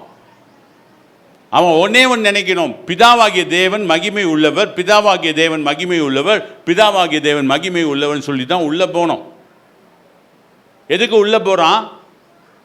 உலகத்தின் பாவத்தின் அங்கே இருக்கிற மக்கள் வந்த எல்லாருடைய பாவத்தை என்ன செய்யணும்? அதை இயேசு பிதா கிட்ட சப்மிட் பண்ணுறதுக்கு போட்டு அந்த இடத்துக்குள்ளே போவான் வருஷத்துக்கு ஒரு முறை. இந்த திரைச்சீலையை தேவன் கிழிச்சிட்டார். இனிமேல் மகா பரிசுத்த ஸ்தலமும் கிடையாது, பரிசுத்த ஸ்தலமும் கிடையாது. எல்லாம் ஸ்ட்ரைட்டாக நீங்கள் என்ன வந்துடலாம், பிதா கிட்ட வந்துடலாம். வருஷத்துக்கு ஒரு முறை தான் ஒரு மனுஷன் பிதா கிட்ட போக முடியுங்க. ஆனால் இப்போ இயேசு கிறிஸ்து மூலமாக எல்லாம் எப்போ வேணால், எந்த சமயத்தில் வேணால், யார் வேணால் பிதா கிட்ட போகலாம். யார் யாருக்கு புரியுது? யார் யாருக்கு புரியுது? அதான் இயேசு கல்வாரி சிலுவையில் முதலாவது உடைச்சார். திரைச்சீலை கிழிக்கப்பட்டது, மேல் தொடங்கி கீழ் வரைக்கும் அந்த திரைச்சீலை கிழிக்கப்பட்டது. அப்புறம் என்ன ஆச்சு? பூமி அதிர்ந்தது. பூமி அதிர்ந்துடன் என்ன ஆச்சு? பரிசுத்தவான்கள் கல்லறைகள் திறக்கப்பட்டது. பரிசுத்தவான்கள் உயிரோடு எழும்பினார்கள். எழும்பி எங்கே போனாங்களாம்? பரிசுத்த நகரம் எருசலேமுக்குள்ளே போனாங்களாம். போய் யாரை சந்திச்சாங்களாம்? அவங்க ரிலேட்டிவ்ஸை சந்திச்சாங்களாம். யார் யாருக்கு புரியுது? அவங்க ரிலேட்டிவ்ஸ் அங்கே இல்லை, ஏன்னா எல்லாம் இறந்து போயிட்டாங்க. இப்போ இருக்கிறவங்கலாம் யாரும் தெரியாது அவனுக்கு. அவன் பாட்டனோட பாட்டனாக இருப்பான். எலியா எழுமிச்சார், எலிசா எழுமிச்சார், பரிசுத்தவான்கள் எழுந்தாங்க. அவங்களாம் எழுந்தாங்க. ஏன் எழுந்தாங்க தெரியுமா? அதுக்கப்புறம் அவன் கல்லறைக்குள்ளே போல. இயேசு தன் பிதா கிட்ட போகும்போது இவங்கெல்லாம் கூட்டிகிட்டு கொண்டு போனார். யாருக்கு புரியுது? கல்லறை, நமக்கும் கல்லறை திறக்கப்பட போது. இயேசு எப்படி உயிரோடு எழும்பும் போது மரித்த உடனே கல்லறை திறக்கப்பட்டதோ, அதே போல் இயேசு வரும்போதும் கல்லறைகள் திறக்கப்படும். நல்லா புரிஞ்சுக்கோங்க. ரெடியாக இருந்தால் தான் கல்லறை திறக்கப்படும். ரெடியாக இல்லைன்னா, பரிசுத்தவான்கள் மட்டும்தான் திறக்கப்பட்டார்கள், மற்ற எல்லாரும் அடக்கப்பட்டிருந்தார்கள். யாராருக்கு புரியுது? இயேசு மரித்தவுடனே என்ன நடந்தது? பயந்து போயிட்டாங்க ஜனங்கள்லாம், நடுங்கிட்டாங்க. அதுக்கு தான் 100க்கு அதிபதி சொல்கிறான், 54ஆம் வசனம்.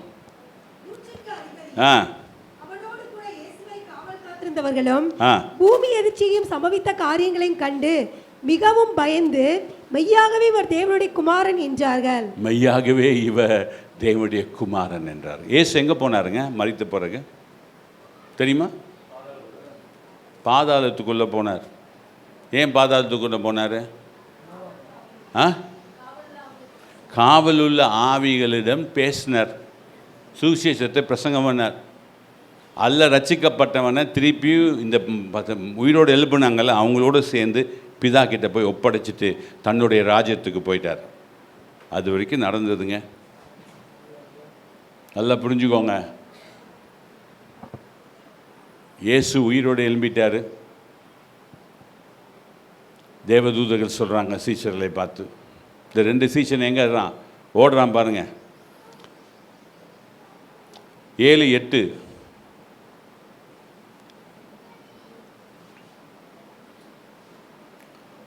20ஆம் அதிகாரம் யோவான் 20:5-6-8 வரைக்கும் வாசிங்க.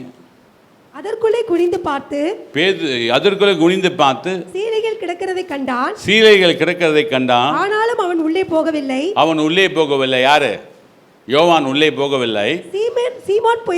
சீமோன் பேதுரு அவனுக்கு பின்னே வந்து கல்லறைக்குள்ளே பிரவேசித்து, கல்லறைக்குள்ளே யார் முதலாவது பிரவேசித்தான்?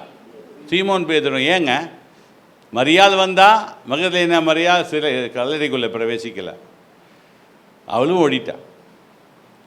யோவான் முன்னாடி வந்தால் உள்ளே போக வேண்டியதான் ஓலை. ஆனால் யார் உள்ளே போனா? பேதுரு. ஏன் தெரியுமா? ஆண்டவர் அத்தகைய அதிகாரம் யார் கொடுத்துருந்தாரு? பேதுருக்கு தான் கொடுத்துருந்தார். இந்த கல்லின் மேல் சபையை கட்டுவேன், பாதாள வாசல்கள் சபையை மேற்கொள்வதில்லை.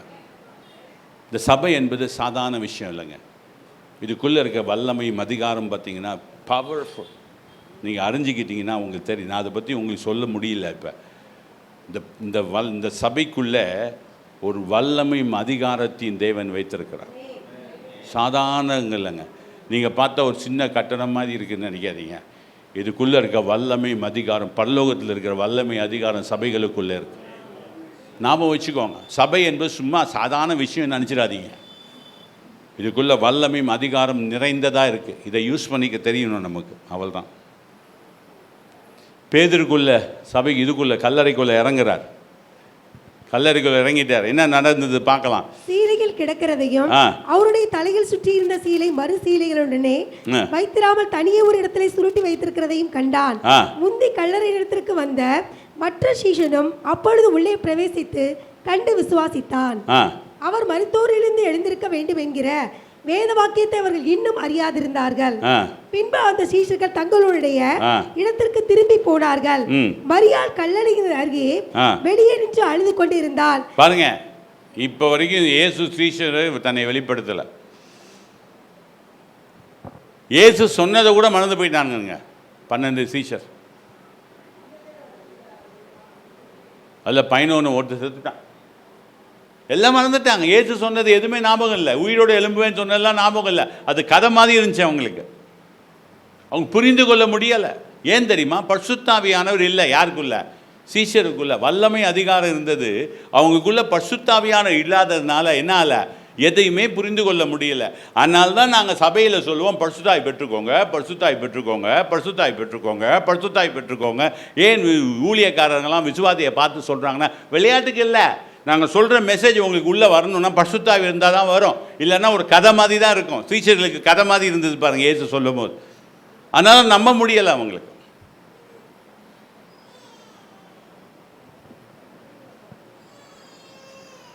யாருக்குமே புரிஞ்சு கொள்ள முடியலை. அப்போ என்ன நடந்தது பாசிட்டு நான் முடிக்க விரும்பலாம்.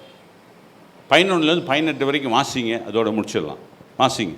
மரியாள் கல்லறையிலே வெளியே நின்று அழுது கொண்டிருந்தாள். மரியாள் கல்லறையிலே நின்று கொண்டு அழிந்து கொண்டிருந்தால், அப்படி அழுது கொண்டு இருக்கையில் அவள் குனிந்து கல்லறைகளுக்குள்ளே பார்த்து இயேசுவின் சரீரம் வைக்கப்பட்டிருந்த இடத்திலே வெள்ளுடை தரித்தவர்களாய் 2 தூதர்கள் தலைமாட்டில் ஒருவனும் கால்மாட்டில் ஒருவனுமாக உட்கார்ந்திருக்கிறதை கண்டாள். அவர்கள் அவனை நோக்கி, ஸ்திரீயே, ஏன் அழுகிறாய் என்றார்கள். அதற்கு அவள், என் ஆண்டவரை எடுத்துக்கொண்டு போய்விட்டார்கள், அவரை வைத்த இடம் எனக்கு தெரியவில்லை என்றாள். இவைகளை சொல்லி பின்னாக திரும்பி இயேசு நிற்கிறதை கண்டாள். ஆனாலும் அவரை இயேசு என்று அறியாதிருந்தாள். இயேசு அவளை பார்த்து, ஸ்திரீயே, ஏன் அழுகிறாய்?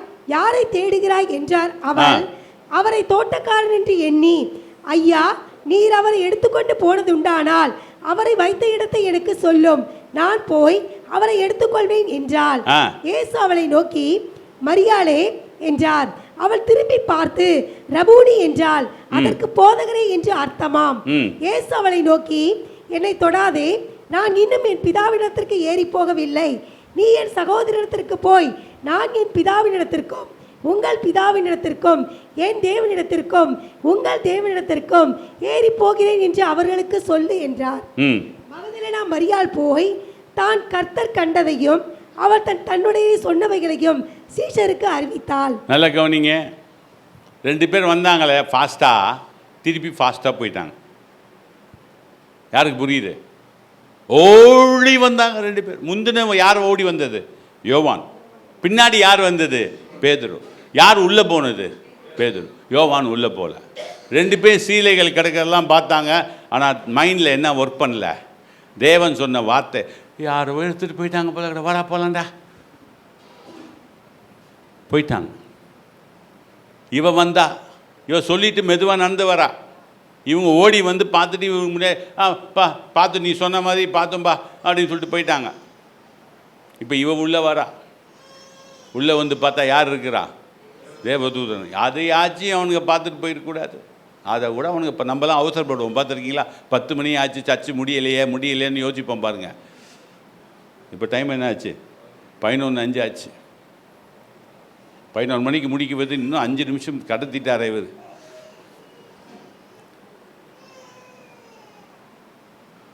பேதுரு யோவான், வா பார்ப்பலாம்.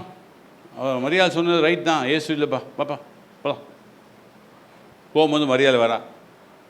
மரியாள் விடலைங்க அந்த இடத்த. எங்கே இயேசு போனார் பார்க்கணும் யாருக்கு? மரியாள். பேதுருக்கும் யோவானுக்கு அதை பற்றி கவலை இல்லை. எங்கே போனால் நமக்கு என்ன, நம்ம ராஜா போயிட்டாரு, நம்ம எல்லாம் வேலையை பார்க்கணும் திருப்பியும் அப்படின்னு போயிட்டாங்க. இயேசு சொன்னது ஒன்று கூட ஞாபகம் வரல. ஏன் சொல்லுங்கள்? பரிசுத்தாவியானவர் இல்லை. மரியாள் திடீர்னு பார்த்தா ஒரு தோட்டக்கார் மாதிரி பிரயாசமாக ஒருத்தர் நிற்கிறார். ஐயா, ஐயா, எங்கள் இயேசுவை எங்கேயாவது வச்சுருந்தா சொல்லுங்கயா அப்படின்னு திரும்பினோடனே இயேசு மரியாளேன்னு கூப்பிட்றாரு. அப்போ கண்டுபிடிச்சிட்டேன், அந்த வாய்ஸை கண்டுபிடிச்சிட்டேன். ஏன்னா மரியாளும் நம்பலை இயேசு எலும்புவார். யாருக்கு புரியுது? ஒரு ஃபோன் கால் வருதுன்னு வச்சுக்கோங்க. உங்கள் அம்மா உங்களுக்கு ஃபோன் கால் பண்ணுறதுக்காக சொல்லியிருக்காங்க 8 மணிக்கு ஃபோன் கால் வேணும். அப்போ கரெக்டாக 8 மணிக்கு ஃபோன் கால் வந்துச்சுன்னா நீங்கள் என்ன நினைப்பீங்க? அம்மா. அங்கே உங்கள் தாத்தா பண்ணுவார். அப்போ அம்மா, அம்மாவா, நான் தாத்தா பேசுகிறேன். ஓ, நீங்கள் எதை நம்புறீங்களோ அதான் எதிர்பார்ப்பீங்க. இந்த 3 பேர் எதை நம்பலை? இயேசு உயிரோடு எழும்புவார்னு நம்பலை. அதனால் அவள் என்ன நினச்சிக்கிட்டா? தோட்டக்காரன் நினச்சிக்கிட்டா. இயேசு இப்போ இருக்கிற சரீரம் வேறு மாதிரி சரீரம், நமக்கு கொடுக்க போகிற சரீரம். முன்னாடி இருந்த சரீரம் சாதாரண சரீரம். இப்போ இயேசு கொடுக்கப்பட்ட சரீரம் வேறு மாதிரி பிரகாசமான ஒரு சரீரம். அதனால் மரியாதை இயேசுவை பார்த்து ரொம்ப பிரகாசமாக இருக்கிறார் இவர், யாரோ தோட்டக்கார் போல் இருக்குது அப்படின்னு நினச்சி கூப்பிட்றான்.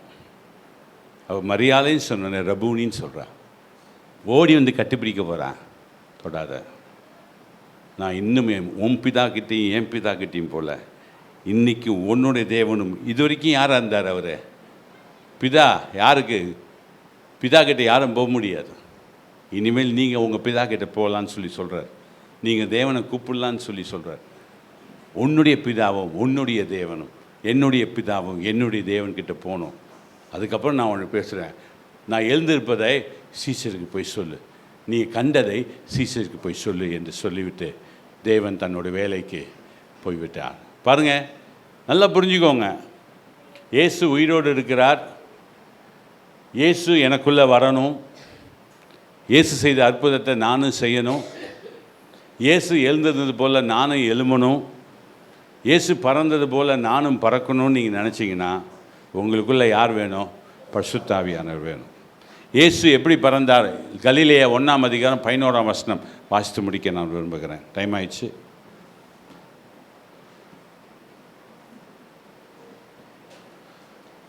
அப்போஸ்தலர் 1:11.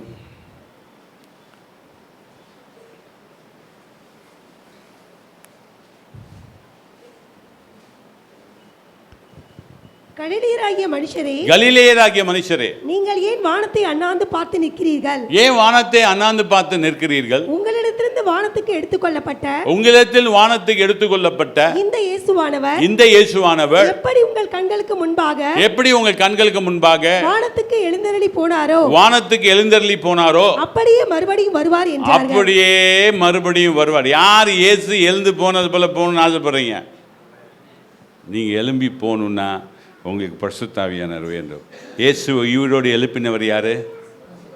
அவர் உங்களுக்குள்ளே இருந்தால் உங்களையும் என்ன செய்வார்? உயிரோடு எழுப்புவார். இந்த உலகத்தில் உயிரோடு இருக்கும் போது உயிரோடு எழுப்புவார். நீ மரித்து போனால் இயேசு வரும்போது உயிரோடு எழுப்புவார். கிறிஸ்தவ வாழ்க்கையில் உயர்ந்த வாழ்க்கையை வாழ முடியும். இயேசு அறிந்து கொள்ளுங்க, பரிசுத்த ஆவி வைத்து கொள்ளுங்க. இயேசு நமக்காக எல்லாத்தையும் செஞ்சிட்டாரு. நம்புங்க, சந்தோஷமாக வாழுங்க, கவலையில் வாழாதீங்க, கஷ்டங்களில் வாழாதீங்க, எல்லாத்தையும் தூக்கி போட்டுருங்க. நமக்கு ஒரு தேவன் உண்டு, நமக்கு ஒரு ஆவியானவர் உண்டு, நமக்காக பரிந்து பேசுகிறவர் உண்டு, நம்மை வழி நடத்துகிற ஆவியானவர் உண்டு. நாளை கொடுத்தோ நாளானை கொடுத்தோ அடுத்த வருஷத்தை கொடுத்த கவலைப்படாதீங்க. எல்லாம் இயேசு உங்களுக்கு நேர்த்தியாக செய்வார். கண்களை மூடுவோம், தேவனை நோக்கி பார்ப்போம். நாம் வணங்குகிற தேவன் மரித்தவர் அல்ல, நாம் வணங்குகிற உயிரோடு இருக்கிறவர். நாம் நினைக்கிற தேவன் உன்னை ஆசீர்வதிக்கிறவர். ஆவியிலும் ஆசீர்வதிப்பார், உலக ஆசீர்வாதத்திலும் உன்னை ஆசீர்வதிப்பார். உயர்ந்த அடைக்கத்தில் வைக்கிற தேவனாய் இருக்கிறார். உன்னை மாற்ற விரும்புகிறார். நீ நல்ல தேவ பிள்ளையாய் இருக்கணும் என்று தேவன் எதிர்பார்க்கிறார்.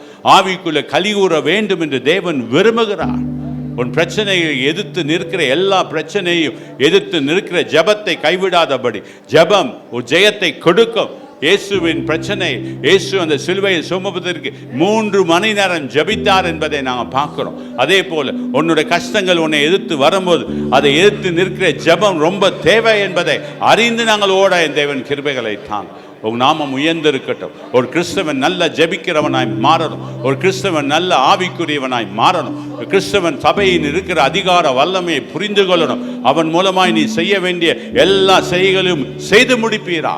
உங்கள் நாமம் உயர்ந்திருக்கட்டும். நீ மகிமைப்படுவீரா. எல்லா துதி கன மகிமை எல்லாம் உமக்கே செலுத்துகிறோம். இயேசு கிறிஸ்து மூலமாக ஏற்றுக்கிறோம் நல்ல பிதாவே. ஆமென், ஆமென்.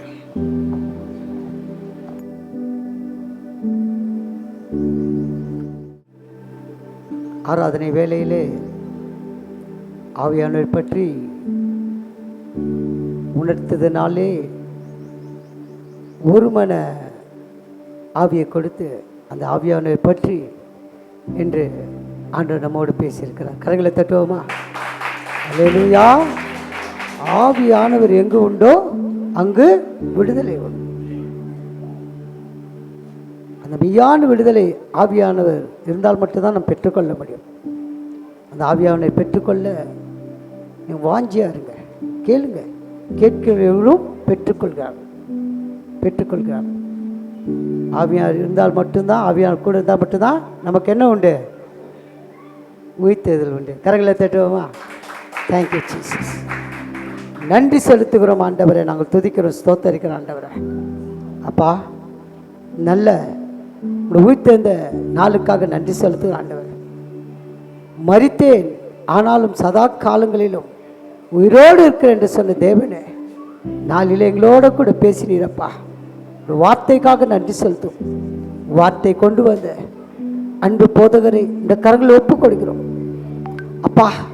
அவர் ஊழியங்களை ஒப்புக் கொடுக்கிறோம் ஆண்டவரே. அவரை கிருபை இம்மட்டும் நடத்தி பயன்படுத்தி கொண்டிருக்கத்தாவே ரத்தத்தில் அவர் முடி மறைத்து கொள்ளுங்க.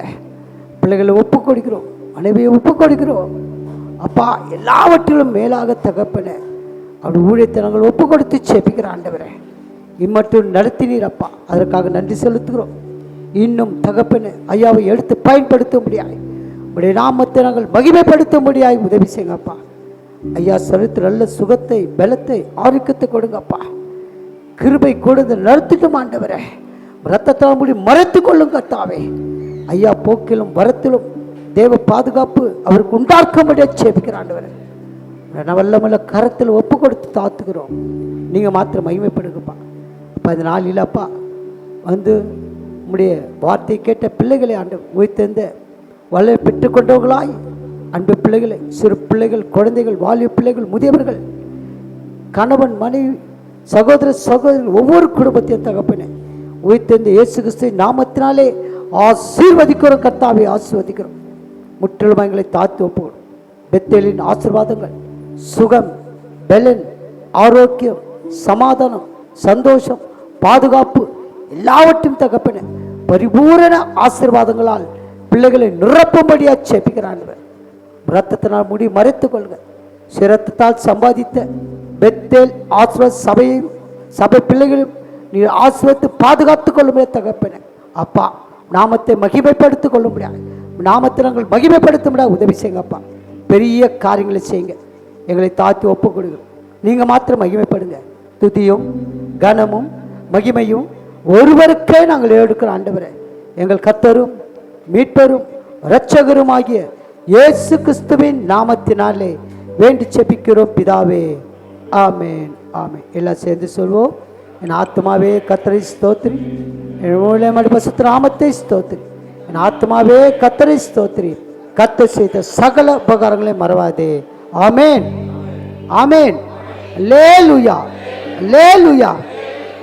நம் கர்த்தராகிய இயேசு கிறிஸ்து கிருபையும் பிதாவாகிய தேவனுடைய அன்பும் பரிசுத்த ஆவியோட ஐக்கியமும் நம் அனைவரோடும் நாளிலே உயிர்த்தெழுந்த இயேசுவின் வார்த்தை கொண்டு வந்த அன்பு போதகரிடத்திலும் உடைய வருகை மட்டும் இருப்பதாக. ஆமென். அல்லேலூயா, அல்லேலூயா, அல்லேலூயா. ஜெய கிறிஸ்து முன் செல்கிறார், ஜெயமாக நடத்திடுவார். ஜெய கிறிஸ்து முன் செல்கிறார், ஜெயமாக நடத்திடுவார். ஜெய கீதங்கள் நாம் பாடி ஜெய கொடியும் ஜெயம் அல்லேலூயா அவர் நாமத்துக்கு, ஜெயம் அல்லேலூயா அவர் நாமத்துக்கு, ஜெயம் அல்லேலூயா அவர் நாமத்துக்கு. அல்லேலூயா. உயிர்த்தெழுந்த இயேசுவின் நாமத்தினாலே ஊழியக்காரன் சார்பாக உங்களுக்கு அன்பின் வார்த்தைகள் தெரிவித்துக் கொள்கிறோம். உங்களை ஆசீர்வதிப்பாராக.